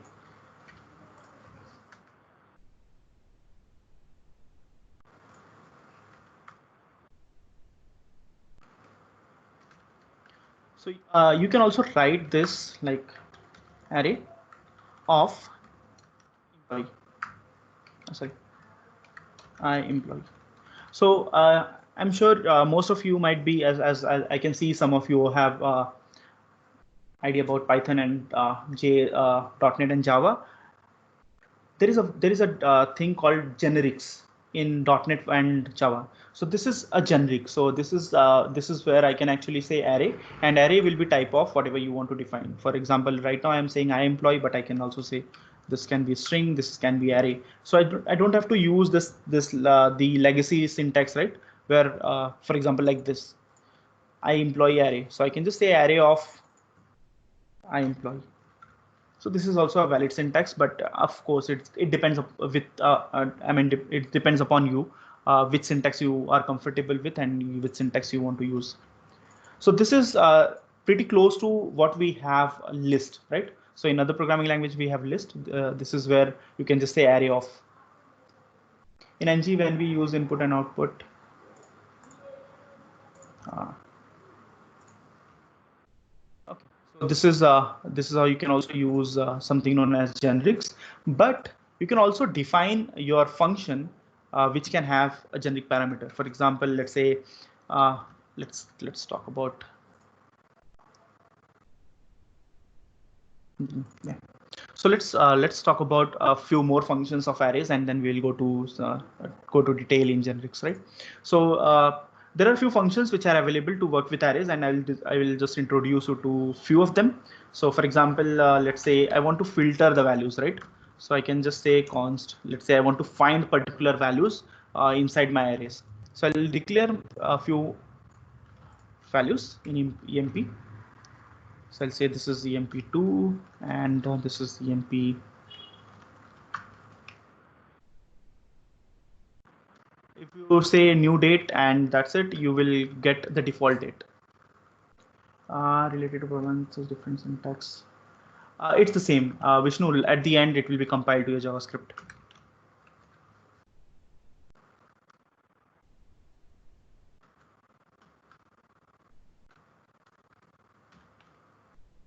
Okay, so what I've done is in this EMPS array, we have 3 records. Let's try to filter all the records where employee ID is greater than 2. So I'll say, okay, this const, I'll create a constant because this is something which will hold the value. So I'll say, okay, filtered employee equals to, now I can say this emps dot, there is a function called filter, not fill, and then I can say run it for each employee. So I'll say emp, and then return me emp dot id greater than 1, let's say greater than 1. And now if I do console.log filtered emp, remember whenever you use filter operator, it will always return you multiple records. So the output will be array of employee. So you can see this is employee array, right? Let's run it. So it's a tsc, what is this, data type dot, I can always remove this remove the JS or TS extension, and you can see I have two values, so ID 2 and ID 3. So one is removed because I have written the in criteria that ID should be greater than 1. But in case you need the perfect match, you just need a single record. So you can use something known as find. You don't need to use filter to find one value. Remember that.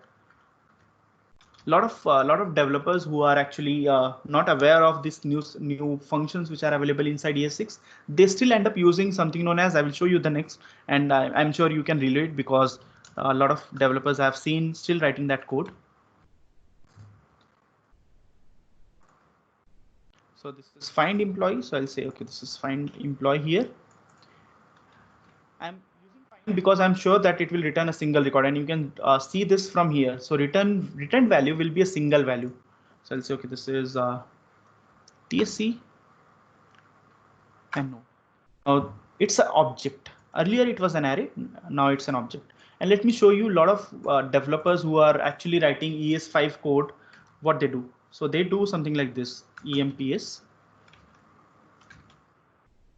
And I have done it for a long time until I realized that I'm doing it in wrong way. For each, and write your code here. So I'll say if, just I'm showing you the bad pattern, right? So I'll say emp id is equals to 1, then return emp. Seems familiar? Anyone? I'm sure many of you might have written this code because I have written it a lot when I used to work on ES5. Nowadays I don't use it because this is much clean syntax and much easier, right? So don't use for each. Just in case you have already written some code, just remove it and use find or filter. I think these two functions will be pretty useful to you. And there is another function which is available in case you want to look through all the records, right? Of course, for each is available, which is available from a long time. But in case you want to write it with TypeScript, there is a better way. So you can say const emp off. So this is known as for off loop. So I'll say emps. So now this syntax might look familiar to the developers who are using .NET. So in .NET there is something known as for each, which syntax seems similar to this. So I'll say console.log emp. And when to use this syntax? In JS2 for off is available? No, it's not available. So you may have to use for each. So for off is available inside TypeScript. So it is useful in case you want to look through all the records and maybe modify some values, append some properties. In that cases, you can just go ahead and use for off. Let me show you what it becomes once you compile it. So let me just run TSC and data types. So if I go to JS file, you will see the traditional for loop, right? So this is the traditional for loop, which is available. Okay, it is landed. Okay, cool. Then it's great. So for off is now available in maybe latest version of JavaScript as well. Thank you, Shivani. because in previous version I tried, it was not available. So it gets right now we are using ES5, so it gets converted to this version. And in case we go to latest version, it will be for off as it is. But if you go to ES6, I think it will be converted to again the for off loop, for loop, the traditional for loop. Okay, so this is for off, and there is also known as for in. So for in gives you index. So this for off gives you values, for in gives you index, and for in does exist in JavaScript. So it's not something which is new. So it is even available in ES5. So this is data types, right? So I'll say node data types.js, and this file is not saved. But you can see this is for off loop, and in case I run for in, it will just print the index values, nothing more than that. So I'll say dsc, tsc, tsc, and node. So you can see 0, 1, 2. This is nothing but the index value. And if I go to the code, you can see for in actually exists in ES5 version as well. And I've never used. Yeah, why to use it? I mean, you just need the index values, right? Which you can always get it from for off. So this is some functions of arrays, but there are a few more advanced functions. I mean, you may have to use based on your scenario. There is something known as reduce. There is I think you can also use push, pop to add something to your arrays and remove. Let me just show you and give you an example. So in case you want to add a new record, so I can say emps dot. So I can always use push to add one record into this array. So I'll say id 4 email 4@test.com, and I'll say new date of birth, which is new date, and the next one is your email, date of birth, and we had email.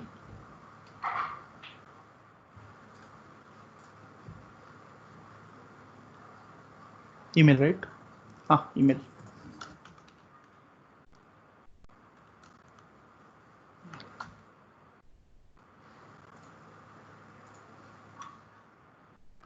What is the problem here? ID email string ID email is not assignable to prime employee, but required in. Am I missing something? Email is already there. Okay, sorry. Thank you. So name, and then this is available, right? So let me show you one more thing. As we are already, can it be pushed in any order? Fabian, yes. I mean, arrays doesn't contain any specific order, right? So you can. So you can also make your properties optional inside interfaces. So I can just go to employee.ts and make this ID as optional. So I don't have to pass ID whenever I'm creating a new record. And this is pretty useful in case you want to get some data from your APIs and bind it to your interface, but where one particular property is optional. You don't want to actually assign any value to this. Can it auto generate ID? Yes, it can, but you may have to use third-party libraries. There are a few packages which does that, but not directly into interface. Okay, so this is interfaces. So now let's go to next thing. Okay, so now we have variable, function, arrays. We also discuss about few arrays method. Now let's discuss about spread operator. So this is really important because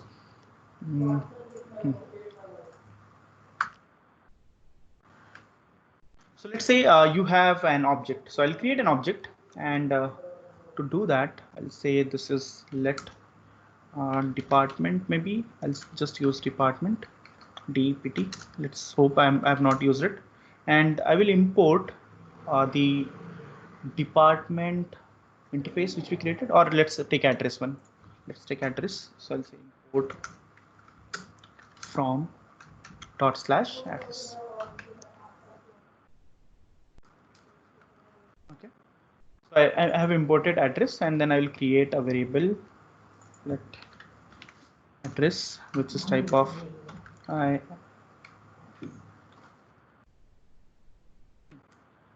and then let's assign few values. So I'll say address line 1 is let's say Pune, address line 2 is Bangalore, because we are neighbors, right? We can travel by bus.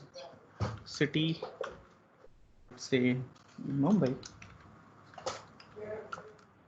and EMP ID maybe 1, and ID let's say 1. So these are few properties which I have assigned to my address variable. Now let's say I want to access few properties. So I'm not going to specifically talk about spread operator. Spread operator is next. I'm going to talk about something known as object destructuring and array destructuring. So I think I missed it in the slides, but I'll discuss about it here. Really important to understand whenever you want to destructure an object. So what you mean by destructuring? So let's say I want to access only address line and address line 2, address line 1 and address line 2, this particular variable. So in traditional way, this is what we used to do. So I'll say let address addr line 1 equals to. So I'll say so my variable address dot address line 1. Then I will just write another line, another variable address line 2, and then I'll say this is address line 2. Right? This is, I'm sure most of you might have written this code. But this is also possible to be written in a single line of code using something known as object destructuring. So I'll say I'll use it, and this is pretty useful in case you are working with something known as some libraries like React. In React, we use it a lot. So I'll say let address line 1, comma, address line 2 is equals to, I'll say this is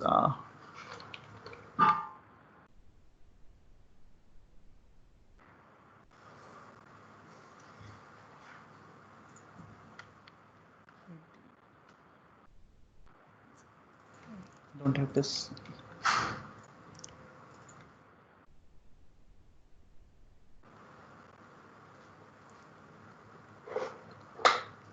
We already have. Okay, let me just comment this out. Okay. So now using object destructuring, what we did is we actually did this 2 lines of code in a single line of code, and it is also possible to actually declare another variable. For example, I want to say this should be address 1, not address line 1. So I'll say addr sorry.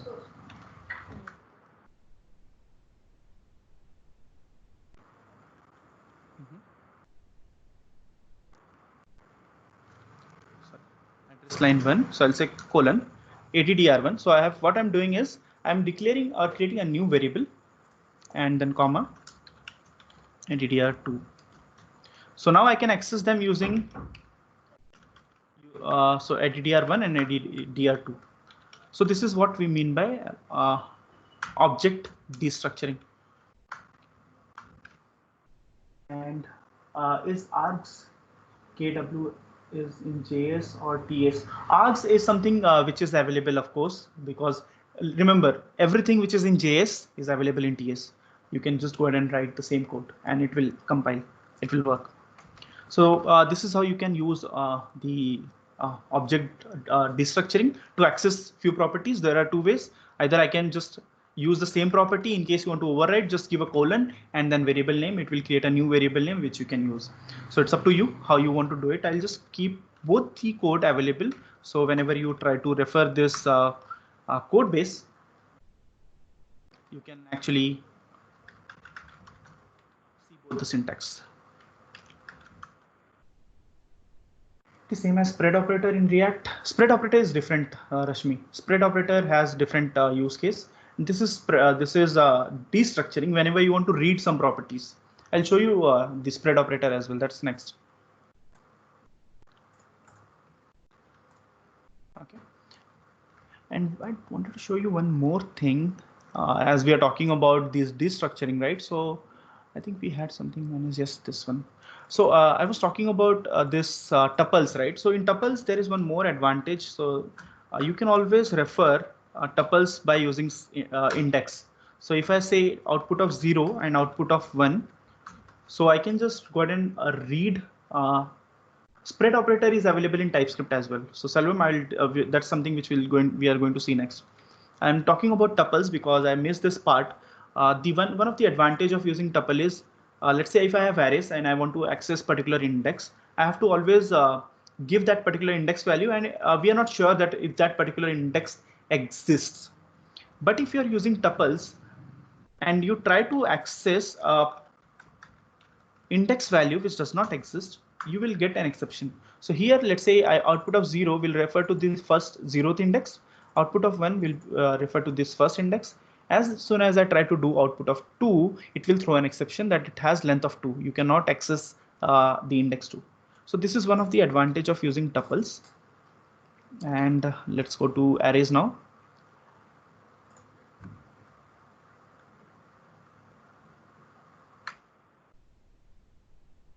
Thanks, Ranga. So let's say I'll say create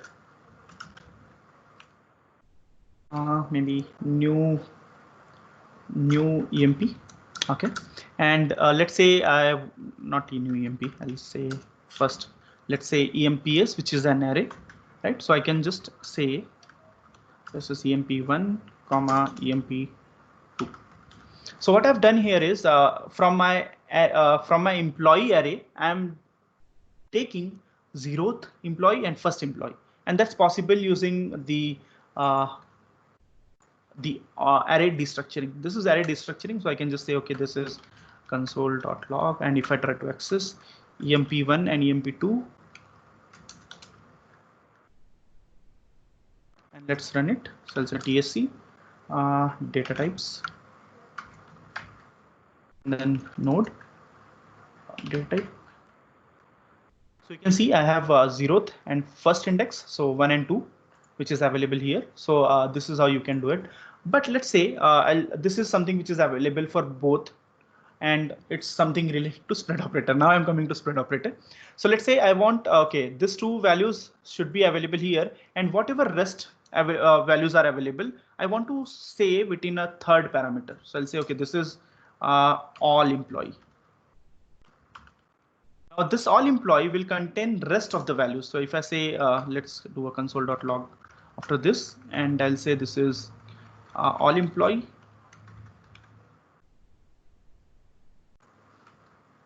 And TSC. So you can see now, let me just scroll this. So this first array contains two values, right? Actually, this is object. So you can see first object, second object, but rest of or all employee contains the remaining values from the array. So it has ID 3 and 4 because these are the only two values which are left. So this is how you can use spread operator. Now this is spread operator. And similarly, spread operator also has one more use case. So let's say I want to add. So before you can actually go ahead and use spread operator, you have to understand one more important thing. How many of you are aware of mutability and immutability? I mean, in case you are not aware, just say no. I mean, you can just answer no. Because immutability is something which is really important in case you are working with any of front-end frameworks like React, Angular, Vue. So let me show you what you mean by immutability and mutability. Yep. So as Salvam said, if you can alter, it's mutable, right? So a lot of developers, what they do is they create a variable, or they define their variable as constant, only to make sure that someone cannot actually reassign the values, but that's incorrect, right? So you should not do that. Rather than, you can use a spread operator to help you with immutability and mutability. So give an example of mutability. I'll create a new employee. So I'll say this is test employee equals to. So let's say I want to refer, or let's take this address, like, so test address equals to, let's say I want to change the city from this particular variable. So I already have some values, and then I said city.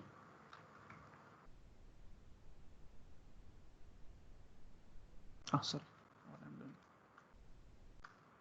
So I wanted to change the city of this address, and then I ended up saying, let's say this is Delhi, right? This is mutable. So what I have done is I have changed my property directly.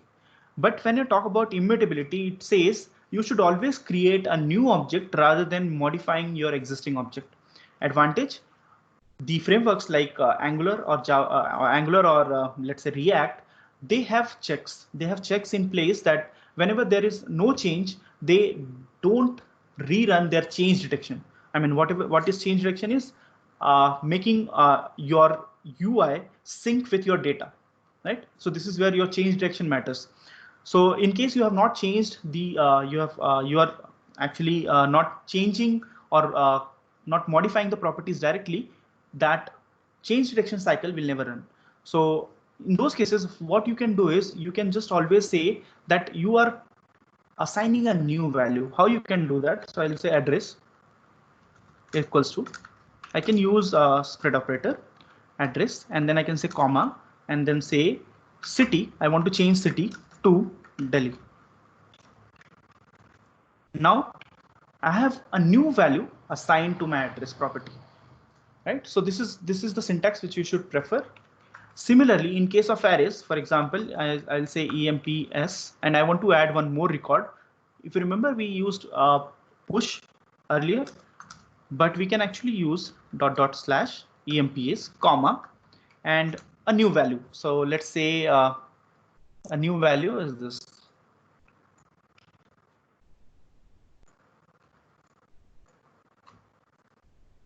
So this is how you can use your spread operator to create a new values every time, and you can always create or achieve immutability. Here comes the concept of decopy and shell copy also. Yes, exactly.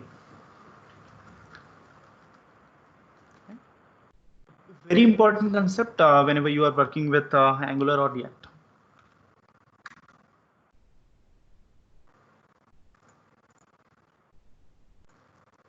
Okay, so now we know about spread operator.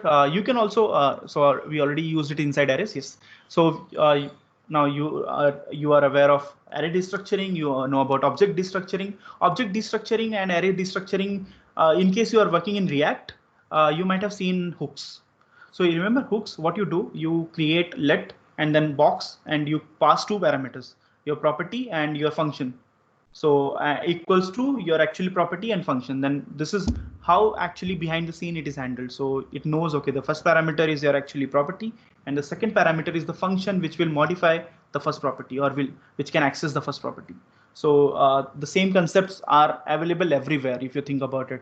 Even your hooks are using the same concept. Okay, so the next thing we want to see is generics, right? So I think let's create a function, and I'll say this is function is spread. Spread operator is useful finding max. Yes, it is. Sorry, what I have done. Function add, and I'll say this is maybe I'll not call it as number, but I'll say parameter one, any, and param is any, and there is a reason I'm doing it. And I'll say this is because add is already available, so I'll mark it as addition. Now what I'm trying to do here is I'm trying to create a function which can also concate two string values, and in case the values is number, it should be able to do that as well. So that's why I have given as param1 and param2. So I'll say this is return param1 plus param2. But as soon as I do this, I lose type safety. And as we discussed, the most important thing about TypeScript is type safety. I mean, we should not compromise with that. So how to achieve this? So what I can do is I can use something known as generics. So let's say this is addition. I'll just copy this function and I'll comment this out. So I can say function, which will be type of T, and this parameter will be type of T, and the parameter 2 will be type of T, and return type will be type of T. But now here you can see I have started getting an error. So it says, okay, operator plus cannot be applied to types T and T. So because I have to say if type of param1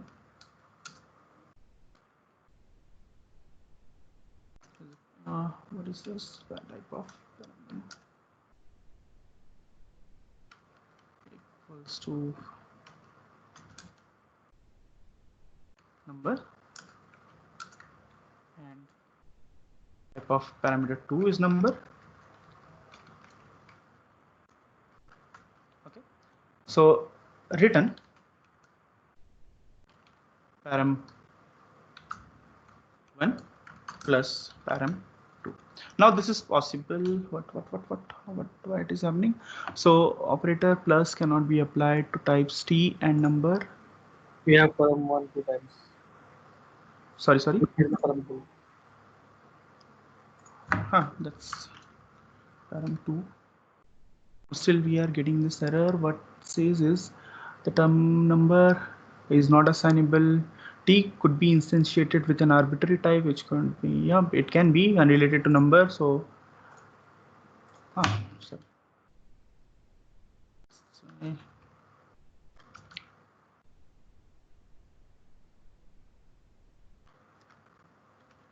Parse int possible now. What is parent?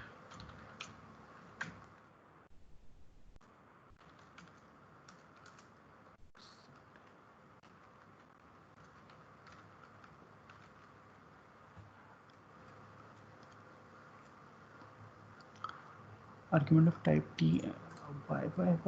That is type of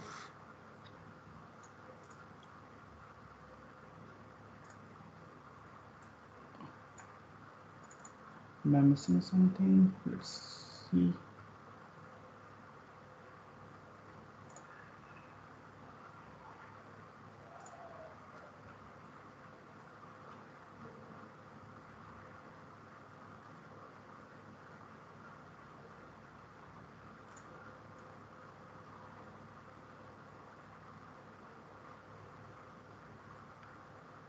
Should be able to do it. Let's see.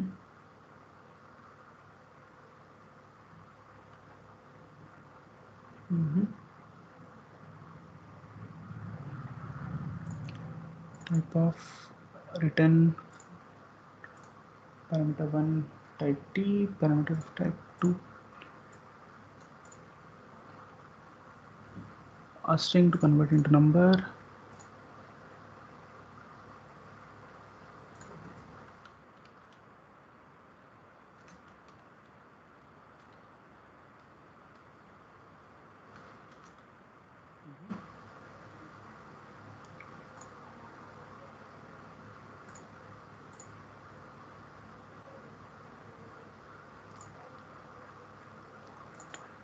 And pass int should be.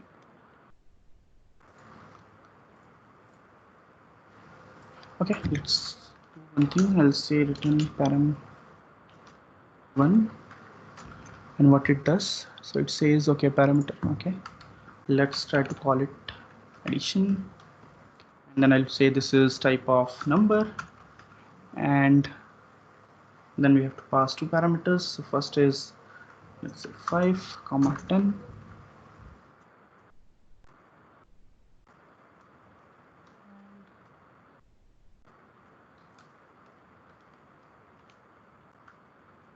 So I have defined it as, let's see. So what should it return? It returns type of number, but why I'm not able to do it here? Parameter 1.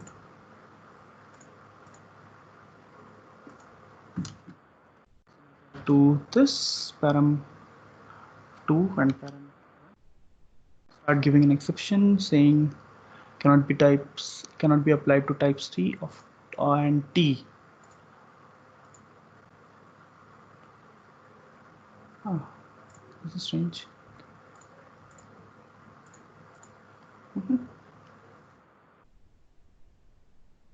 Let's try this tsc maybe.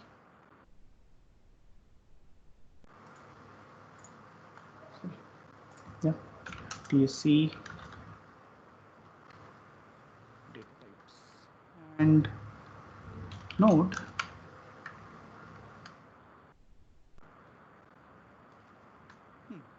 I am getting 10 here, but for addition, I think we have to narrow down maybe. So that's the problem. T, yep, that's also that's also a thing. I can do this. T extends number. So this is one of the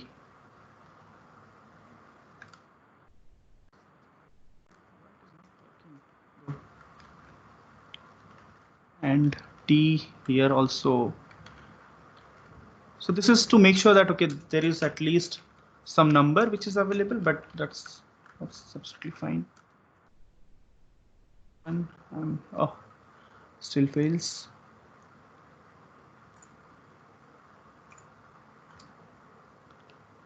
Yep. Yeah, it's making very complicated.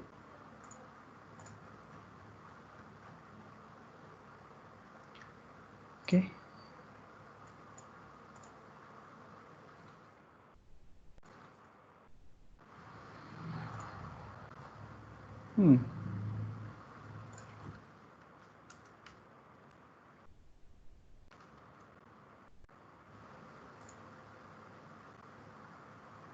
I think I can give that here maybe. Let's see.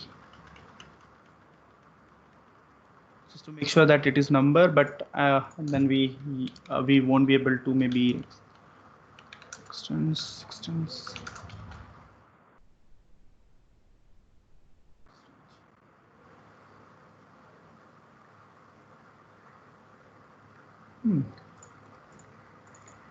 That's very strange.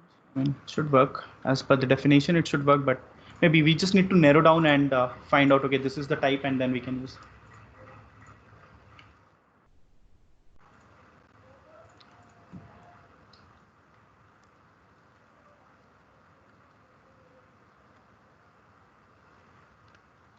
Okay, so this is actually just to give you an idea. This is how you can actually define some function as generics. You can also use classes, and then you can say maybe let's say class base, and then you can say this is type, and then you can just use let's say t here, and then maybe you can call it as data, which is type of t, right? And then when you want to use this class, you want to define this, so I can say let base is equals to new base class, and then I can pass, let's say here b I or this maybe. Yep. And now if I try to access base dot data, it will be actually type of your address interface. Hamad, but isn't. Sorry, I'm not copy pasting this code. Actually, I just try to. I prefer writing this code while giving the demo, so it's not copy paste. Just to give an idea. So this is how you can actually use it with classes, the generics with classes, and the same is possible with interfaces as well. Maybe I'm not able to give the correct syntax with function, but this is how you can do it with classes. Yeah, so that's one of the problem in case I try to use it here, maybe. So, but this is the just to give you an overall idea that using generics is possible in TypeScript. You can just use the same way as we do in .NET, right? And now So we have learned about variables, functions, classes, generics. We learned about arrays. We also saw interfaces. We learned about object destructuring, array destructuring. We learned about spread operators. We saw what are the different modules in TypeScript. Now let's go to the last thing, which is your TypeScript configuration file. So as we said, right now by default, what we get is whenever you compile or whenever you use TSC, you always get ES5 code, right? So you always get this is your ES5 code where you have different vars for even for loop you have entire for loop available for you. But it can be avoided. It can actually, in case you want to, let's say, create a library. So you want to create a library and you want that your library which you are writing today can be the same or should work for different version of JavaScript in future. So what you can do is you can just create a TypeScript package and you can create a file, a configuration file by using this command. So tsc-init. So I can say, okay, this is tsc-init, and as soon as you do that, it will create a configuration file. So it is known as tsconfig.json. And here you can see target. So target is by default ES5. I can go ahead and change it to different versions. Right now, the ES 2015 is supported by all the browsers. So if you are planning to run your code on browser, you should go ahead and select it as ES 2015. But if you're trying to select or run it on a server, maybe Node.js, you can select any latest version which is compatible with maybe Node.js. So right now, let's say ES 2015. Modules depend. So CommonJS, in case you want to run or you want to support your library for your browsers as well as your server, you can go ahead and choose CommonJS. But in case you just want to support your browsers, right? So you can always choose ES Next. Right. So in case if you're writing an Angular program or Angular library, you might have seen that by default your TS configuration module contains a property called ES Next because it just needs to be run on browser, not server. And just to give you an idea, Angular is moving away from CommonJS module. So they will start giving you a warning if you try to use any CommonJS module inside your browser. So you can choose it to ES Next. And then remember any. This is the any. So I can just go ahead and comment this out as soon as I start my new project. So I'll say no implicit any to true. And there are some strict flags. You should go ahead and enable it in case you are writing your new code. So I'll say strict null checks, strict function types, strict bind, call, applies, whatever strict properties you have. Or if you even if you say strict, it is it enables the strict for all. This is strange. Thanks. Whatever your name is D.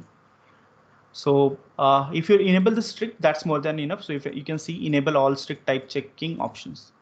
So enable always keep this strict flag enabled. How could we know if a module is CommonJS or ES Next? The best way to actually, all the packages are available on GitHub, right? So you can just go to GitHub and then see if they have a tsconfig file, and in tsconfig file what they have defined. Is it CommonJS or ES Next? Generally, if you see if once you install the packages, right? So in Angular, this is only for Angular. So in Angular, they serve different folders. So if you install any third-party library, you will see there are different folders available: CommonJS, ES 2015, and there are multiple folders which will be available. But if it's a JavaScript package, just go ahead and see in the GitHub repository what is the version which is available. Angular will start giving you a warning. So it's not like it's an error. It will be a warning. But of course, you can stop actually using. For example, just to give you an idea, you might have used Lodash. Lodash is by default a CommonJS module, but Lodash also offers something known as Lodash ES6, so which is ES module. So if you are using for browser, you should go ahead and say Lodash ES, which is something which should be used in browser. But if you are using Node.js, you should go ahead and use Lodash because that's CommonJS module. Okay, so Gaurav made it work. Let's try to use his solution. So datatypes.ts.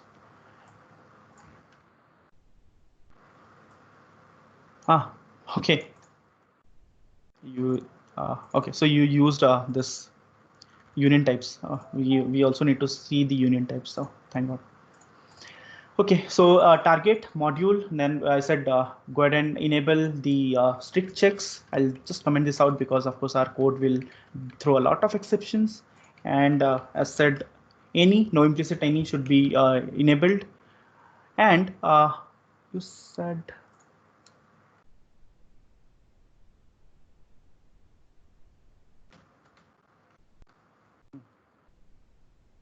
There is one more thing. Do not.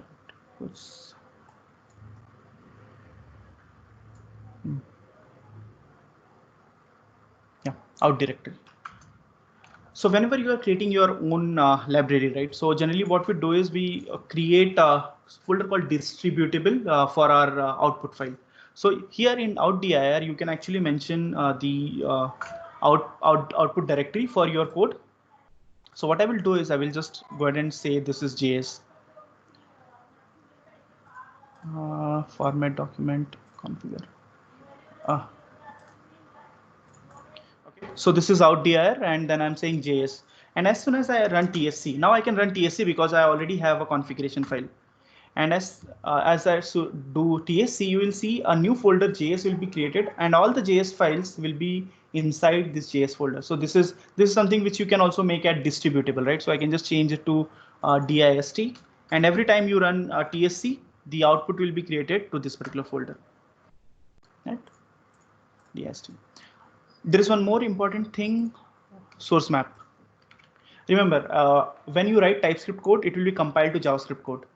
And if you are using it for browser, I'm not talking about the Node.js because of course it can be easily debugged. But if you are trying to use it on server on your browser, can we debug JavaScript file which we have not written, which is written by the compiler, right? So we have not written that file. For example, let's say go to class.js. Right now we are using ES 2015, so you can see the comment, the code looks pretty similar to what we had in TS. And interfaces are still not available. So datatypes.js, you can see everything is let and const, not where. Even your functions remain same. So this is source map. Let's say if I go do TSC, source map will actually create a map file. This is really important in case you want to debug this TS file, right? So you are writing TypeScript file, and once it is served on browser, you will be able to still go ahead and debug your TS file in case you are creating source maps. If source maps are not available, you won't be able to debug your TS file. Angular also uses source map, so you can actually go ahead and debug your TS files. So remember, in case you are on development mode, keep source map enabled. In case you are on production, disable the source maps. And anything else? I think these are more than enough. What you can say, more than enough properties which you should enable. And maybe once you explore more or once you start using TypeScript, there might be some properties which may be useful for you, but you can, of course, the entire definition is given to you here as well in the file itself. So you can always read those properties and see, okay, what are the uses. For example, there is something known as decorators, which is used widely in TypeScript. So you can, in case you are writing your own decorators, you should enable this two option. These are experimental. There is a reason behind it. Why these are experimental?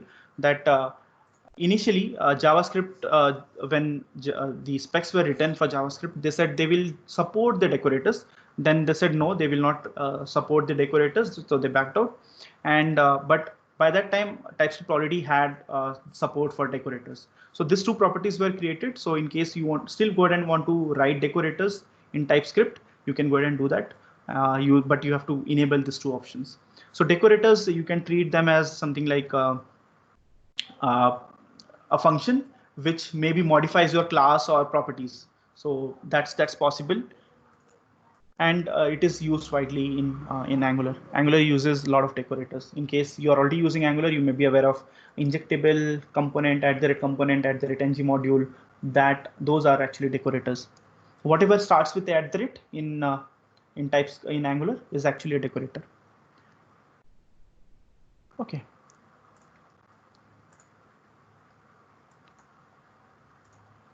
So last two things, I think last two things which I will talk about. So you can also always also use something known as types. So you can also define something known as type in TypeScript. So I can say type, let's say user, and then I can define properties. Let's say name, which is type of string, and maybe ID, which is type of number. Then I can just define user and let new user equals to name. Sorry, you can just say type of user, and then I can define ID maybe 1 and name as user1. So you must be wondering why not interface, right? So it's pretty looks similar to interfaces, but remember interfaces, in case you don't want to use some let's say you want to create some data types, but you don't want to use at multiple places. You don't want to use it.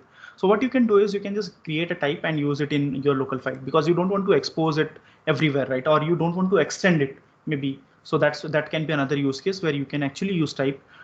Type also lets you use a few more data types. For example, if I want to say, let's say want to do is, let's say I want to create a type, okay, and then this type is, let's say users, which should be able to hold multiple values. So I can say, okay, this can be number, and this can be string. Sorry. So I want to create a variable which can hold multiple values. It can be number or string. Remember, if you want to add multiples, like you want to say number, string, array, your Boolean, everything, then it becomes any. So it's useless. So where it is used. So let me give you an example from Angular perspective, or it can be possible that you maybe use it is possible to use in React. In nowadays, we use a pretty popular library called RxJS. RxJS is something which is used to work with streams, but it's possible that you have a different, let's say, API which can only expose promises, right? So by using this union operator, this is called as union operator, you can go ahead and say that I can this particular variable can hold promise of, let's say, maybe I employee, or if I'm using observable, which is part of RxJS, so I can say it uses or observable of I employee. So I can say, okay, if my API returns promises, I can also handle that. But if my API returns observable, which is streams, I can also handle that. Or in case I'm getting resolved value, I can say, okay, this is I employee as well. You can use union types with functions also. Rashmi says, can you explain what promises is? Promises is something, let's say you are making an API call, right? So maybe you have an API written in .NET, or maybe Node.js, or maybe Java. Once you get the values, you have to resolve that values. So there are multiple options. You can use fetch API. You might be familiar with AJAX calls. So what you do is once they return the value, you have to actually to access all the values inside that, you have to they return promise. So you have to always say something like that, users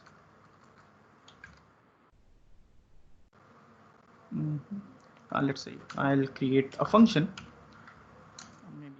maybe response, and this function may return one of these three.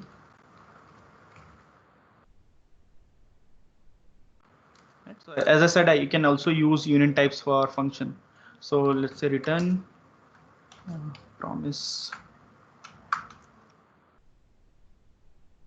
dot reject.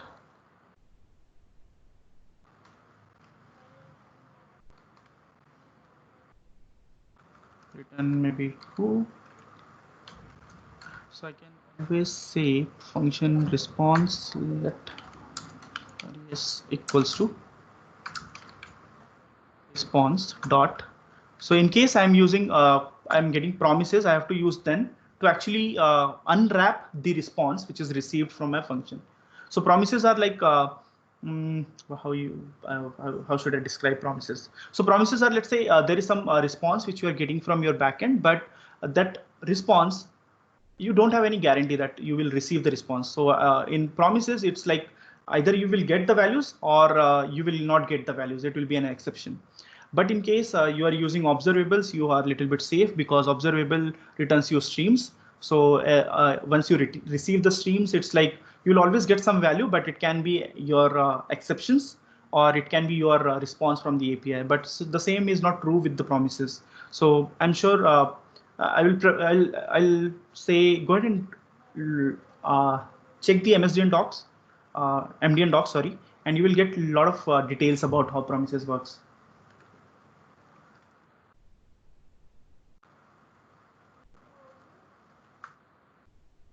So this is union types. Fabian has a question: is the new user variable same as dictionary? A new user, you're talking about this, the type.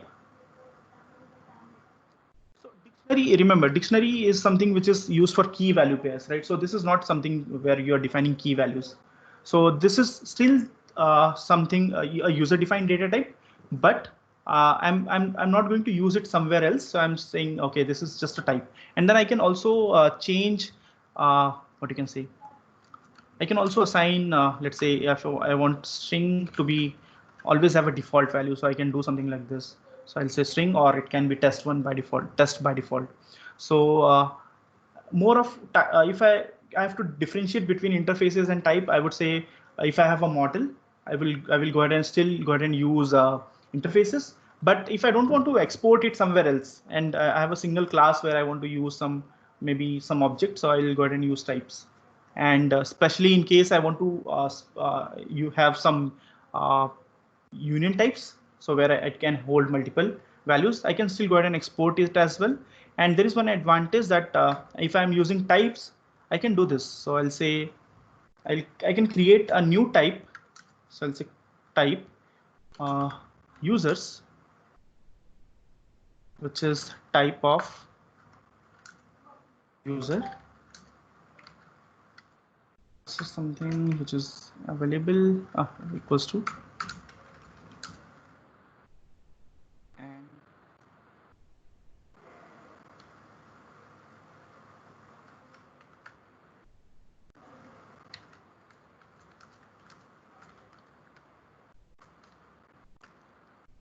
users is already declared. Maybe, yep. So in case, let's say I want to define a new data type from the existing type. So it can be interface. Remember, this can be also an interface, I think. But what I wanted to do is I want to create a new, I want to append a new property, whatever user has, plus I want to also have address. So what I can do is I can just say user, and this is something known as let's see, union, and then there is something known as intersection. So this is intersection operator. So I can say this particular user one now will have.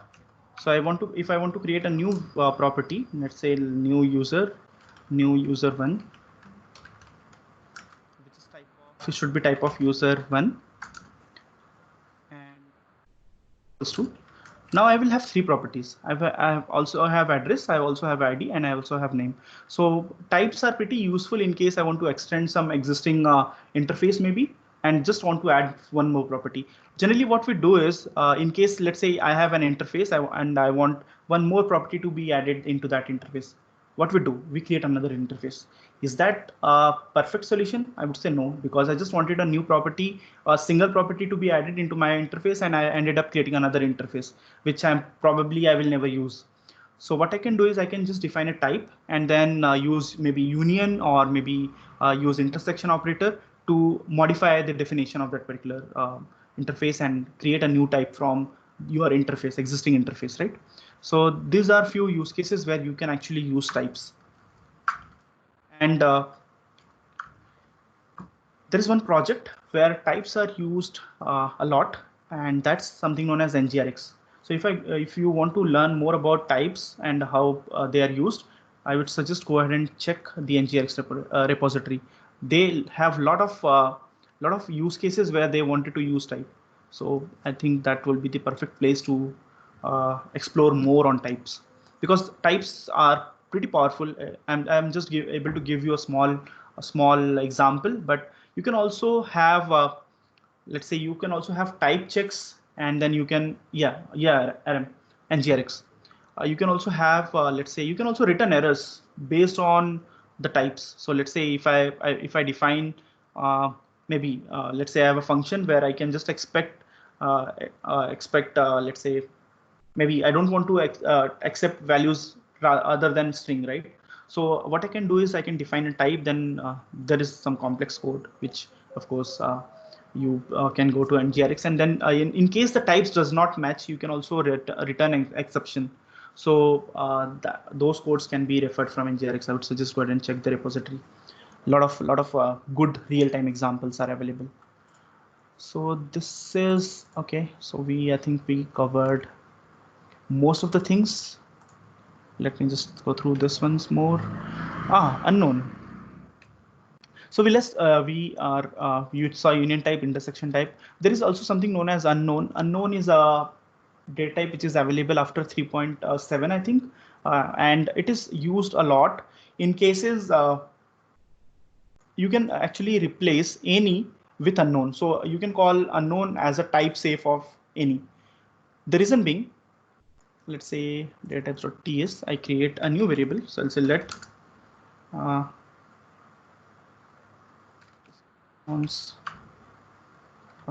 it's the result, which is type of unknown. So let's assign result equals to 10, and if I say result dot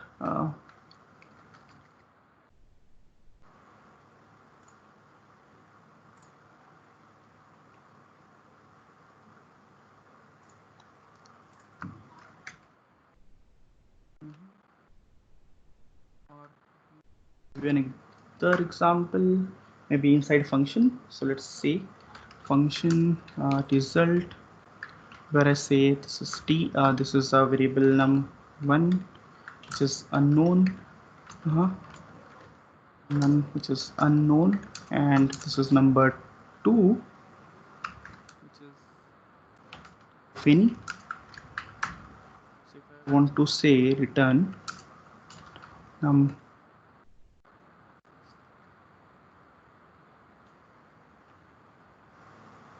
I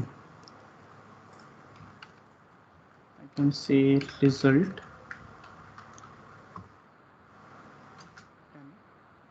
I can make it as maybe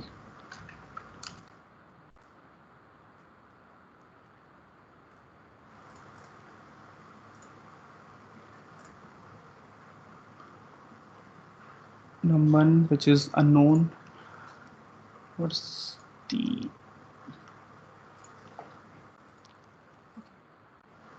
so generally to actually just to give you an theoretical definition. So what we generally do is in case we are defining a variable as unknown, so it is widely used in case of generics. So I can say whenever you say unknown, you cannot perform any operation on this particular variable until you actually narrow down to the variable type. So you have to always go ahead and say, okay, this particular variable will be type of number, then you can perform some operation. So that's a type safe version of any. So in case you want to go ahead and use it, I'm not able to give you an example somehow, but just to give an idea that in case you already have a lot of any's in your application, you can replace it with unknown. And frameworks like Angular, they already had few places they already had any's and they are replacing it with unknown. Yes, similarly, you can go to another frameworks and then you can start removing actually any and replace with the safer type, which is unknown. Yeah, I mean, I think it should work, not an issue. Data types, node. Yeah.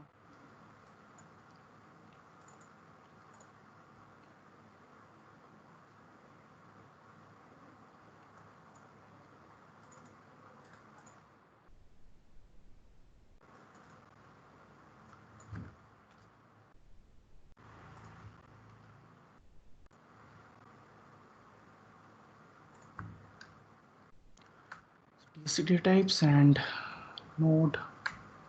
Yep. So you just need to use console.log and it should work. So there shouldn't be any issue with this. Unknown.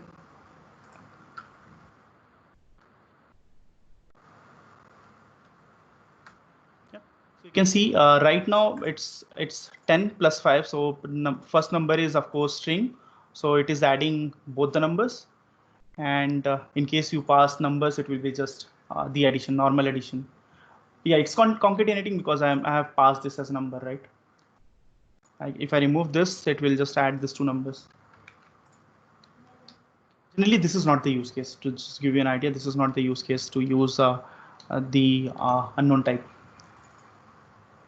Yeah.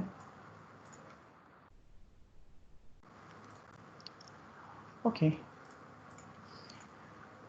Yep, I think I have covered all the basics. In case you have any questions, you can. I think we have 15 minutes. You can ask the question. Otherwise, you can always reach out to me on any of the social media. So I'm available on Twitter. I'm also available on LinkedIn. You can always ping me and ask questions in case you have any.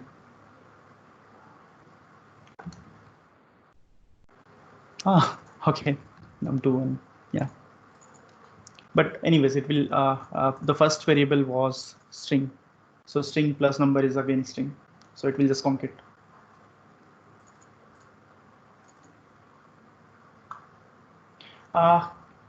Fabian, can I integrate MI algorithms with TypeScript? Yes, why not? I mean, there is something known as, I think, what you can call for working with machine learning algorithm. You have what which library we use? TensorFlow. Yep. TensorFlow JS. You can always go ahead and use it.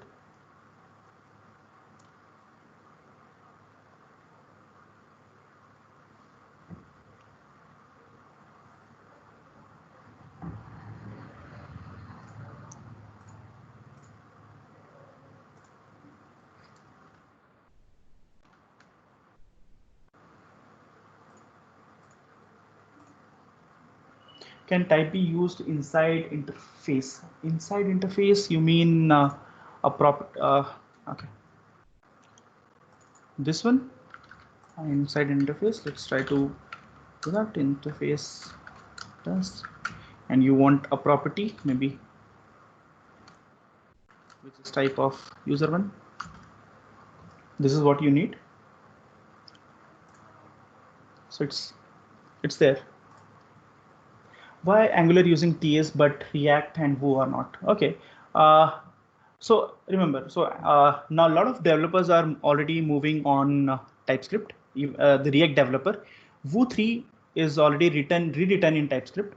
Angular was the first framework which actually chose TypeScript because of the type safety, because they already had a lot of problem when Angular JS was there, right? So they have to write a lot of code. It became unmanageable at one moment of time. The same happened with Vue as well. So when Vue said, okay, now our code is unmanageable and we cannot continue with this, then they restarted. Started rewriting Vue 3 in TypeScript.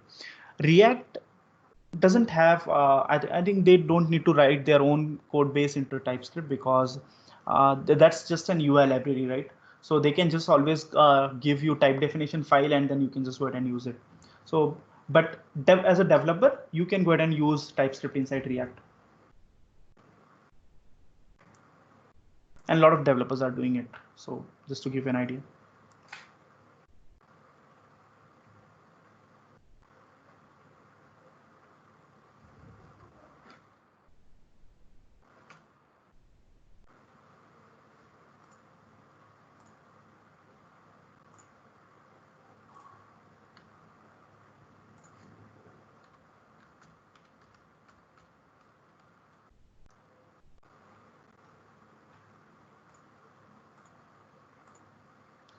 Any other questions?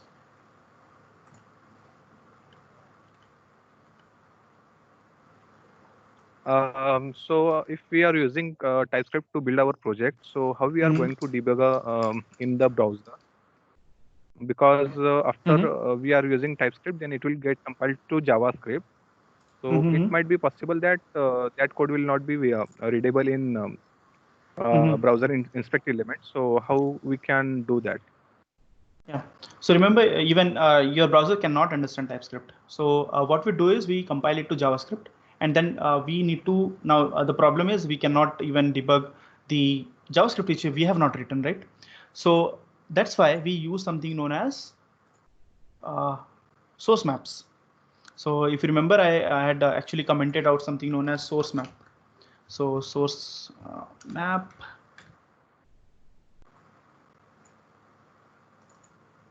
Where is that source?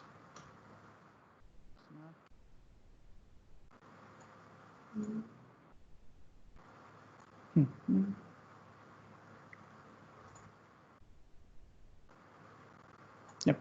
So this source map true, right? So if you see this dist folder, it contains something known as address.js, address.js.map.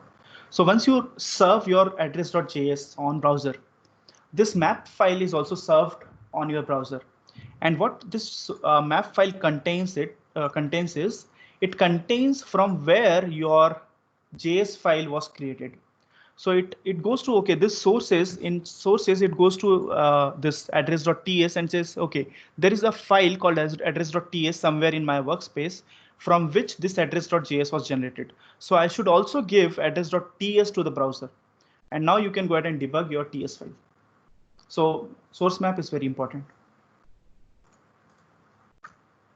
This was your question, right? Thank so you how so you much. can debug TS? Yeah.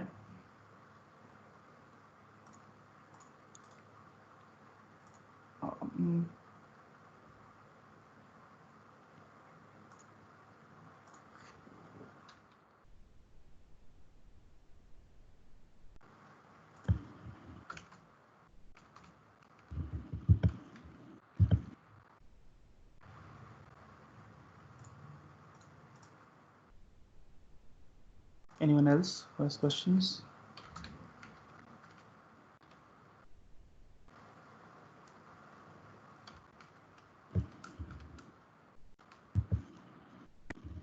Looks like we're done, Santosh.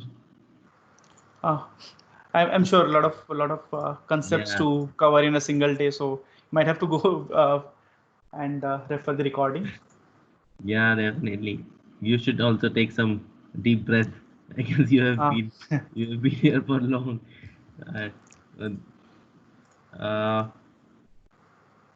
Okay, there is some more question also. Okay.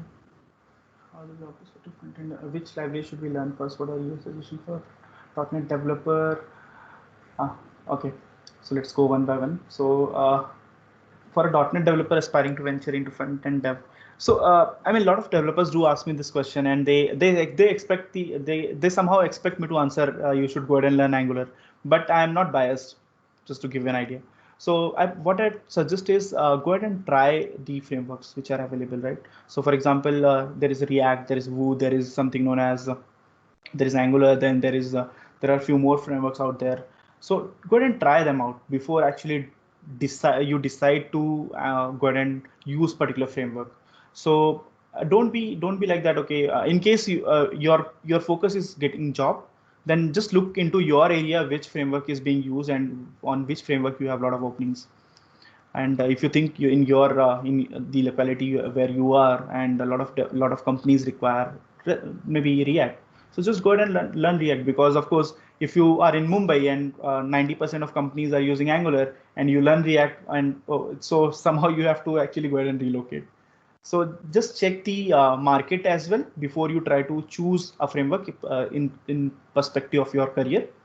And if you are a new learner, if you just want to explore the front ends, I would suggest go ahead and give a try to few frameworks before you jump on to say that I love Angular or I love React.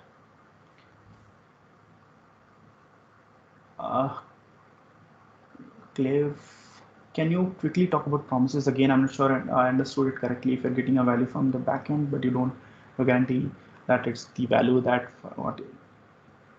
Okay, so just to give you an idea about promises, before actually uh, after Ajax, right? So in Ajax we had some concept of callbacks. So we used to have callbacks always whenever there is some response from the APIs. We used to depend upon the callback functions. So callback functions are something which will be called every time, even though you get a response or you don't get a response. To avoid that issue, avoid the callback issues, we then came the concept of promises. In promises, what you do is whenever you want to access some value, you have a function called .then. So what you do is you say .then, and then you extract the value which is coming from your API. In case you have any exception, you have .catch function. So your code, which was a number of lines of code and a lot of checks before you can access the values in callbacks, were reduced. Then to avoid the promises, then we came down to something known as async await, which I have not covered because you will hardly use async await because a lot of developers now use observables. I would suggest to go ahead and use go ahead and check RxJS library before you go ahead and use anything else. So this was the concept. So we came to promises where you can actually go ahead and write simply the code that, okay, your function which returns a promise, and you can say simply .then. To give you an example, you have something known as fetch API, which is available in browser, and it's supported by all the browsers. So it's not like it is supported by Chrome or Firefox. It supports it's a now a standard for all the all the browsers. You can try with that fetch API. So what it returns is it's a promise, and whenever you want to extract the value, you have to use .then and then extract the values. In case there is any error, you have to go ahead and say .catch, where you can actually catch the exceptions. RM next one about RxJS. RMs. I would say I'm not an expert in RxJS. RxJS is really vast topic, so I would suggest in case you have any questions related to RxJS, there are a lot of experts on Twitter. There is entire core team of RxJS is on Twitter, and they are pretty useful, pretty helpful actually. You can always ping them. There is a guy called Jan Nicholas Wortman. Then there is Michael Haldaki. You have creator, team lead of RxJS, Ben Lesh. He's also available on Twitter. You can just search from the name there. You can find them easily on Twitter. And in case you have any question, you can go ahead and contact them. This is what I do. So whenever I have RxJS question, I just connect with one of them and they answer me. Any other question we have? So we define promises without saying asynchronous. Yeah, I think I missed that. Bharat, for a student or a developer, what is the demanding framework which is required in the recent trend? So Bharat, as I explained, right? So you can actually just see what is being used near your locality, maybe in your city, and then you can decide based on what you like. So I will not say go ahead and learn React or go ahead and learn AngularJS, or even I will not say that go ahead and explore TypeScript or JavaScript in full advanced level before you go ahead and try for a job. It's not like that. So there are a few things. For example, I learned RxJS while working on Angular. So it depends. Can I use Django with Angular, Fabian? Yes, you can. It's just an API call, right? So you can write your APIs in Django and then connect it with your Angular front end.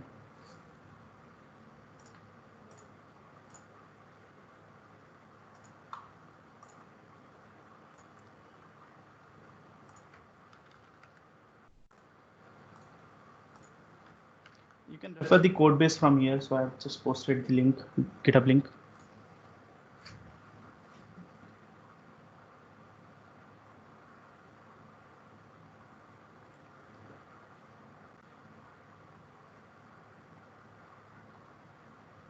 Yeah.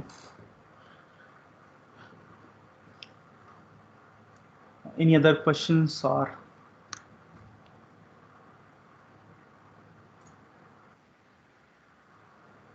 Are we done? People are asking so many other sessions also, Santosh. So I guess. Yeah, I mean, as I said, right, RxJS, Yeah. I'm not an expert. So if you want to call for RxJS, I would suggest, I mean, I don't think he will be available for 3 hours, but you can connect with Jan Nicholas Wortman on Twitter. Okay. He'll be always available to deliver a session on RxJS. Surely. Perfect then. Perfect then, on time, I guess. First of all, thank you so much. Thank you so much. Like by pulling this out all by yourself, I'll say, like, there is no effort from my side, definitely. So thank you so much for doing this, and everyone who has joined, I guess you must have loved it.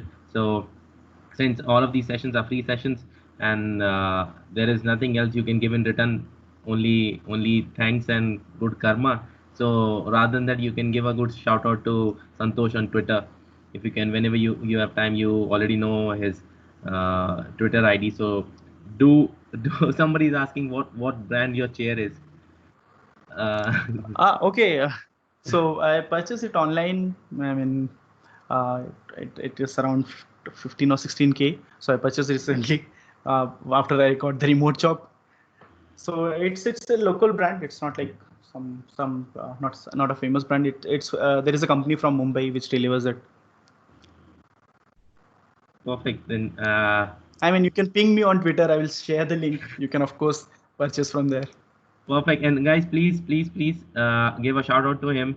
I guess we owe this to him. So thank you so much, Santosh, and thank you so much, everyone. The recording link will soon be uploaded because it's a long one, so I need to check with the team also. And but I'll get this uploaded as soon as possible on Meetup, on sorry, YouTube of Reactor, and we have already shared the link in the starting. So that's about it. And yeah, we have sessions tomorrow, day after also. So if you are free to join in on Sunday, we have this session which is by a product manager, and it's a new series, and we are talking about why a developer should also have a product mindset, or probably giving you the product side of a developer too, so that you can think beyond coding as well. And in the similar series, we plan to bring some designers, and, like, making a complete developer, complete programmer, or complete techie out of you. So all of these things will be there. So yep, the link is there. Kunal has already shared it. Thank you, Kunal, for the screens, and thank you for being there for all the time. And perfect, then have a good weekend, Hello. guys. Hello. Yeah. Yes, go ahead. So next Friday there will be another session, right? No, it's not yet. Next Friday it will be on something else. You can find the session on Meetup. All of those sessions are there. So group will be same or it will be new group? No, you will get the link. Okay. It's on Meetup page of Reactor. You must have got this from Meetup page, or did you get it from Santosh Twitter? No. I got it from Meetup page. Then perfect. Everything will be uploaded there, so you can find it there. Okay. Can you are you also share the link of the YouTube channel on the Meetup page after completing the Meetup? Will do. Even I'll send email also to all the attendees. Okay, like if you share the URL on the Meetup after completing the Meetup, it will be helpful. Like everyone can see. Sure. Even after, yeah. We'll do it definitely. Yeah. Thank you so much. Thank you so much for Thank you, people everyone. those who joined from London, and thank you so much people those who joined from India, and thank you so much, Santosh. Thank you. Have a Thank you, Faraz, and thank you, Santosh. It was amazing. Thanks. Bye bye. Thank you. Bye bye. Bye bye.